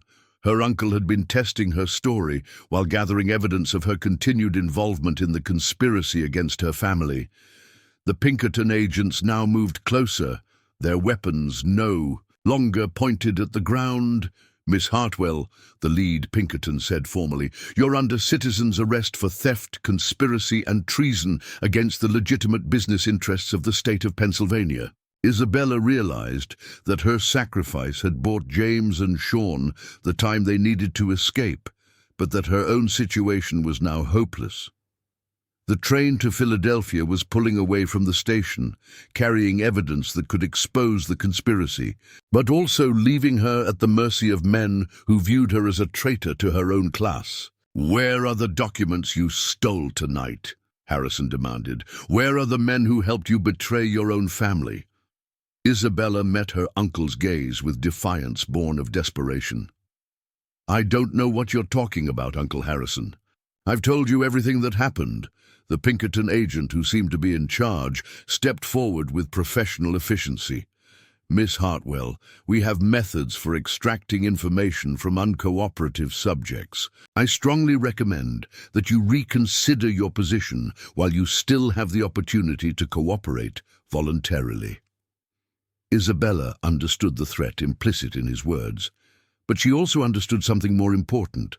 Every minute she delayed them here was another minute that James and Sean had to reach federal investigators in Philadelphia. Her capture was tragic, but it wasn't necessarily fatal to the cause of justice. "Gentlemen," Isabella said with dignity that surprised even herself, "I am Isabella Hartwell, daughter of one of Pittsburgh's most prominent families. Whatever you believe I may have done, I demand to be treated with the respect due to my social position." Harrison's laugh was bitter and cruel. "Isabella, you forfeited any claim to respect when you chose to betray the interests of your own family. You're not a Hartwell anymore. You're a traitor who happens to carry our name." As the Pinkerton agents moved to escort Isabella away from the train station, she caught sight of something that filled her with hope, despite her desperate circumstances. A telegraph operator was running toward Harrison with a message that had just arrived from Philadelphia. "Mr. Hartwell," the operator called out breathlessly, "urgent telegraph from the federal courthouse. Federal marshals are en route to Pittsburgh with warrants for multiple arrests related to conspiracy and racketeering charges." Isabella felt a surge of triumph even as the handcuffs closed around her wrists. The evidence had reached its destination. James and Sean had succeeded in delivering proof of the conspiracy to federal authorities who could act on it immediately. Harrison's face went white as he read the telegraph message. How is this possible? How could federal investigators have obtained evidence so quickly? Isabella allowed herself a small smile as she was led toward a waiting carriage. "Uncle Harrison, you taught me that successful business requires careful planning and reliable partnerships. Perhaps you should have considered that other people might be capable of the same strategic thinking." The ride back to the Hartwell estate was conducted in grim silence, but Isabella's spirits remained high despite her captivity. She had played the most dangerous game of her life and won the only victory that truly mattered: justice for the workers who had trusted her with their hopes and their lives. The conspiracy that had seemed so powerful and untouchable just hours before was about to face the full weight of federal law enforcement. The weapons manufacturing facility had been destroyed. The evidence of criminal activity was in the hands of federal investigators, and the network of corruption that had enabled decades of industrial exploitation was about to be exposed to public scrutiny. As dawn broke over Pittsburgh's industrial landscape, Isabella realized that her transformation was complete. She had entered the night as a reluctant participant in her family's corrupt empire, but she would face the coming day as a champion of justice who had helped bring down one of the most dangerous criminal conspiracies in American history. 2. Steel mills continued their endless work in the growing light, but their fires no longer represented only oppression and exploitation. They also represented the possibility of change, the hope that even the most entrenched systems of injustice could be challenged by people with sufficient courage and determination to fight for what was right. 3 weeks after her capture at the Pittsburgh Railroad Station, Isabella sat in a federal courthouse in Philadelphia, no longer wearing the torn remains of a burgundy evening gown, but dressed in simple grey wool that reflected her new circumstances. The woman, who had once been heir to one of Pennsylvania's greatest industrial fortunes, was now a star witness in what newspapers across the nation were calling the most significant corporate corruption trial in American history. Federal Marshal Daniel Hayes approached the witness stand, where Isabella had just completed 2 days of testimony that had systematically dismantled the Hartwell-Blackwood conspiracy. Her voice had remained steady as she detailed the weapons manufacturing operation, the planned attacks on union organizers, and the web of political corruption that had enabled decades of industrial exploitation. "Miss Hartwell," Marshal Hayes said formally, "the court thanks you for your cooperation in this investigation. Your testimony has been instrumental in securing indictments against 17 defendants, including your father Marcus Hartwell and both Jonathan and Nathaniel Blackwood." Isabella nodded, feeling the weight of what her revelations had accomplished. The evidence she had gathered, combined with James Coleman's investigative work and the physical proof destroyed at the weapons facility, had provided federal prosecutors with an airtight case against the conspiracy. In the gallery behind the prosecution table, she could see familiar faces from that night at St. Patrick's Church. Patrick O'Brien, whose courage had helped expose the plot; Thomas Murphy, who had risked everything to infiltrate the engagement party; and Father O'Malley, whose basement had sheltered the meeting that changed everything. But the face that mattered most to Isabella was James Coleman's. He sat in the front row, his blue eyes reflecting pride and love as he watched the woman who had sacrificed everything for justice receive vindication for her choices. The federal investigators had recognized his work with the Western Federation of Miners and offered him a permanent position with the Department of Labor's new Industrial Safety Division. Judge Morrison, no relation to James despite the shared name, called for order as he prepared to deliver the sentences that would determine the fate of Pittsburgh's industrial elite. The courtroom fell silent as he began to speak. "The crimes revealed in this trial represent a systematic assault on the fundamental principles of American democracy," Judge Morrison declared. "The defendants use their wealth and position not to contribute to the prosperity of their communities, but to exploit and endanger the very workers whose labor created their fortunes." Marcus Hartwell sat rigid in the defendant's chair, his once commanding presence diminished by the federal charges that would likely result in 20 years in prison. Beside him, the Blackwood family faced similar sentences, their industrial empire shattered by the exposure of their criminal activities. "Marcus Hartwell," the judge continued, "you are sentenced to 18 years in federal prison for conspiracy, racketeering, and conspiracy to commit murder. Your industrial holdings will be liquidated, with proceeds distributed to the families of workers injured or killed as a result of your criminal activities." Isabella felt no satisfaction at her father's downfall, only sadness for the man he might have been if greed and power hadn't corrupted his moral foundation. The Hartwell Steel Works would be sold to new owners committed to fair wages and safe working conditions, a transformation that would benefit thousands of families throughout the Pittsburgh region. "Jonathan and Nathaniel Blackwood," Judge Morrison announced, "you are each sentenced to 20 years in federal prison. Your manufacturing facilities will be converted to legitimate operations under federal oversight." As the sentences continued, Isabella realized that the conspiracy that had seemed so powerful and untouchable just months before had been completely dismantled.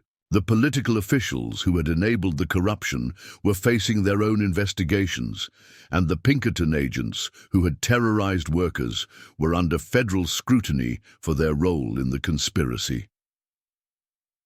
After the court session concluded, Isabella found herself on the courthouse steps with James, both of them struggling to comprehend how dramatically their lives had changed. The woman who had once been destined for marriage to Nathaniel Blackwood was now free to choose her own future, while the man who had arrived in Pittsburgh as an undercover investigator had become a recognized expert on industrial safety. "Isabella," James said quietly, taking her hand as they stood in the afternoon sunlight, "I know you've lost everything you grew up with, your family, your fortune, your social position. Do you regret the choices you made?" Isabella looked back at the federal courthouse where justice had finally been served, then turned her gaze toward the working-class neighborhoods of Philadelphia, where families were celebrating the news that their safety and rights would be better protected. "James, I've gained everything that truly matters. I've gained the ability to look at myself in the mirror without shame, the knowledge that my actions helped protect innocent people, and—" She paused, meeting his eyes with a smile that transformed her entire face, the love of a man who values principle over profit. James reached into his jacket and withdrew a simple gold ring, not the elaborate jewelry that would have marked her engagement to Nathaniel Blackwood, but something chosen, with care and offered with genuine affection. "Isabella Hartwell," he said formally, dropping to one knee on the courthouse steps as passers-by stopped to witness the proposal. "Will you marry me? Not because our families have arranged it, not because it serves any business purpose, but because I love you and want to build a life with you based on shared values and mutual respect." Isabella felt tears of joy streaming down her face as she realized that this moment represented everything her forced engagement had not: choice, love, and the promise of partnership between equals. "James Coleman," she replied, her voice carrying, clearly across the courthouse square, "I will marry you, not because I have to, but because I want to. Not because others have chosen it for me, but because it's what I choose for myself."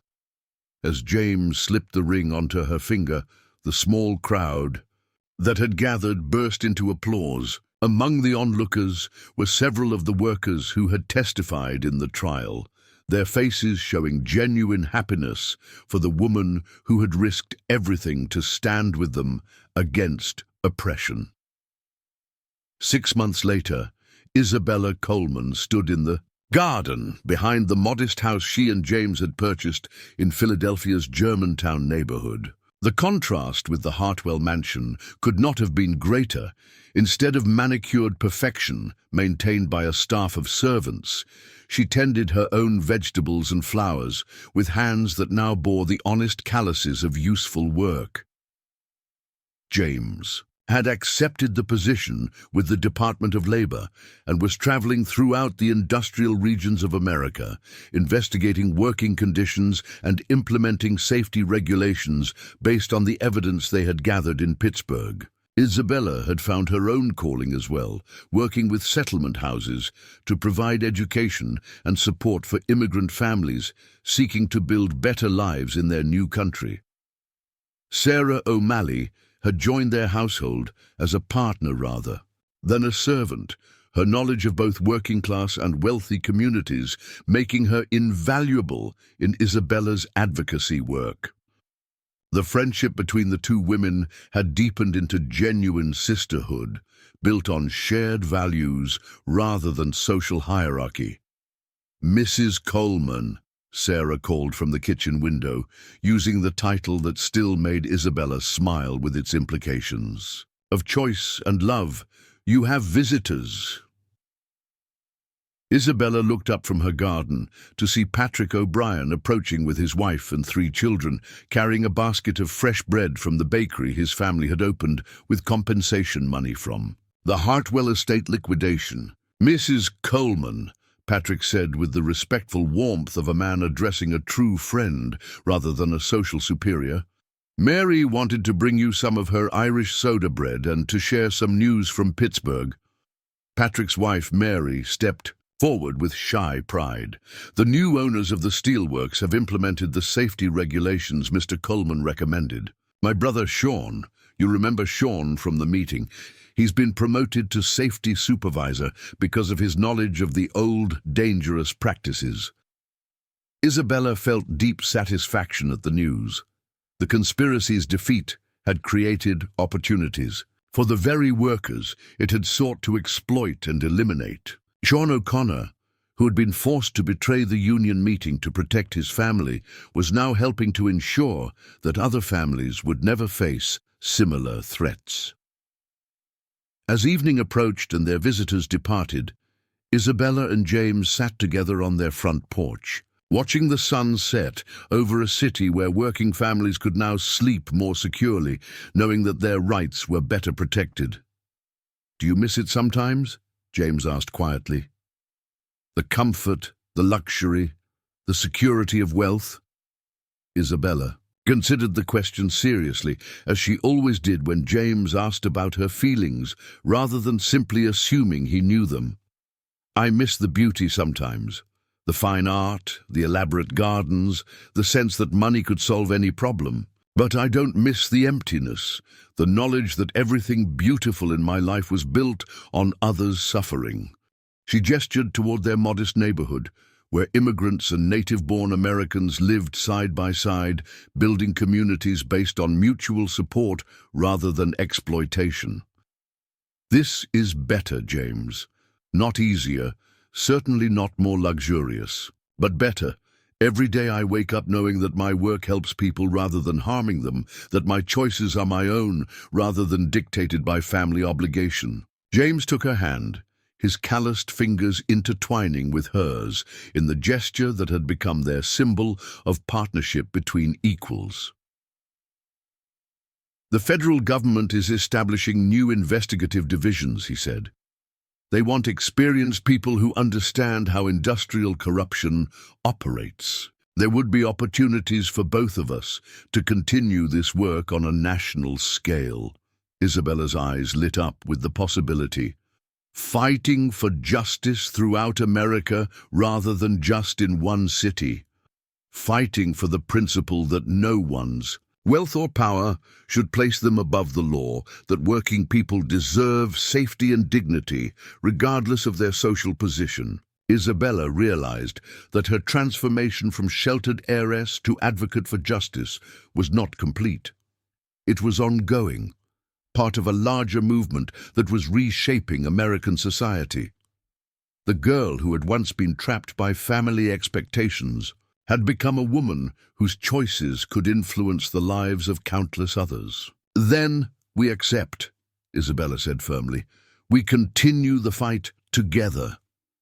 As stars appeared in the darkening sky above Philadelphia, Isabella reflected on the journey that had brought her from the Hartwell mansion to this front porch, where she sat as an equal partner in marriage and in the cause of justice. The steel mills of Pittsburgh continued their work under new management committed to fair treatment of workers.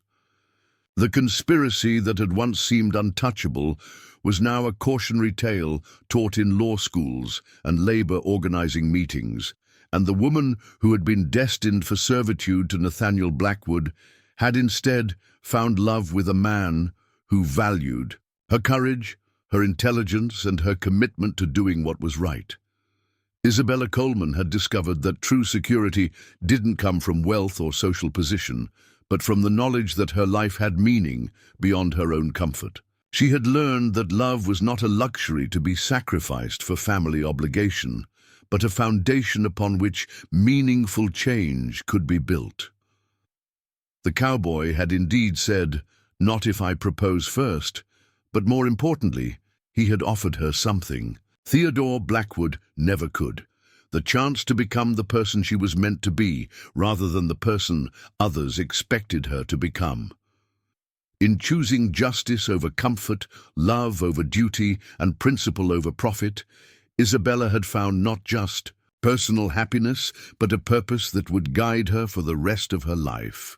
The fight for workers' rights would continue, but it would be strengthened by people who understood that true progress required both courage and compassion, both individual transformation and collective action. The stars above Philadelphia shone, down on a country that was slowly learning that its industrial might was only as strong as its commitment to treating all its people with dignity and respect. And in a modest house in Germantown, two people who had chosen each other and chosen justice, prepared to face whatever challenges the future might bring, secure in the knowledge that they would face them together. Up next, you've got two more standout stories right on your screen. If this one hit the mark, you won't want to pass these up. Just click and check them out. And don't forget to like, subscribe, and turn on the notification bell so you don't miss any upload from us.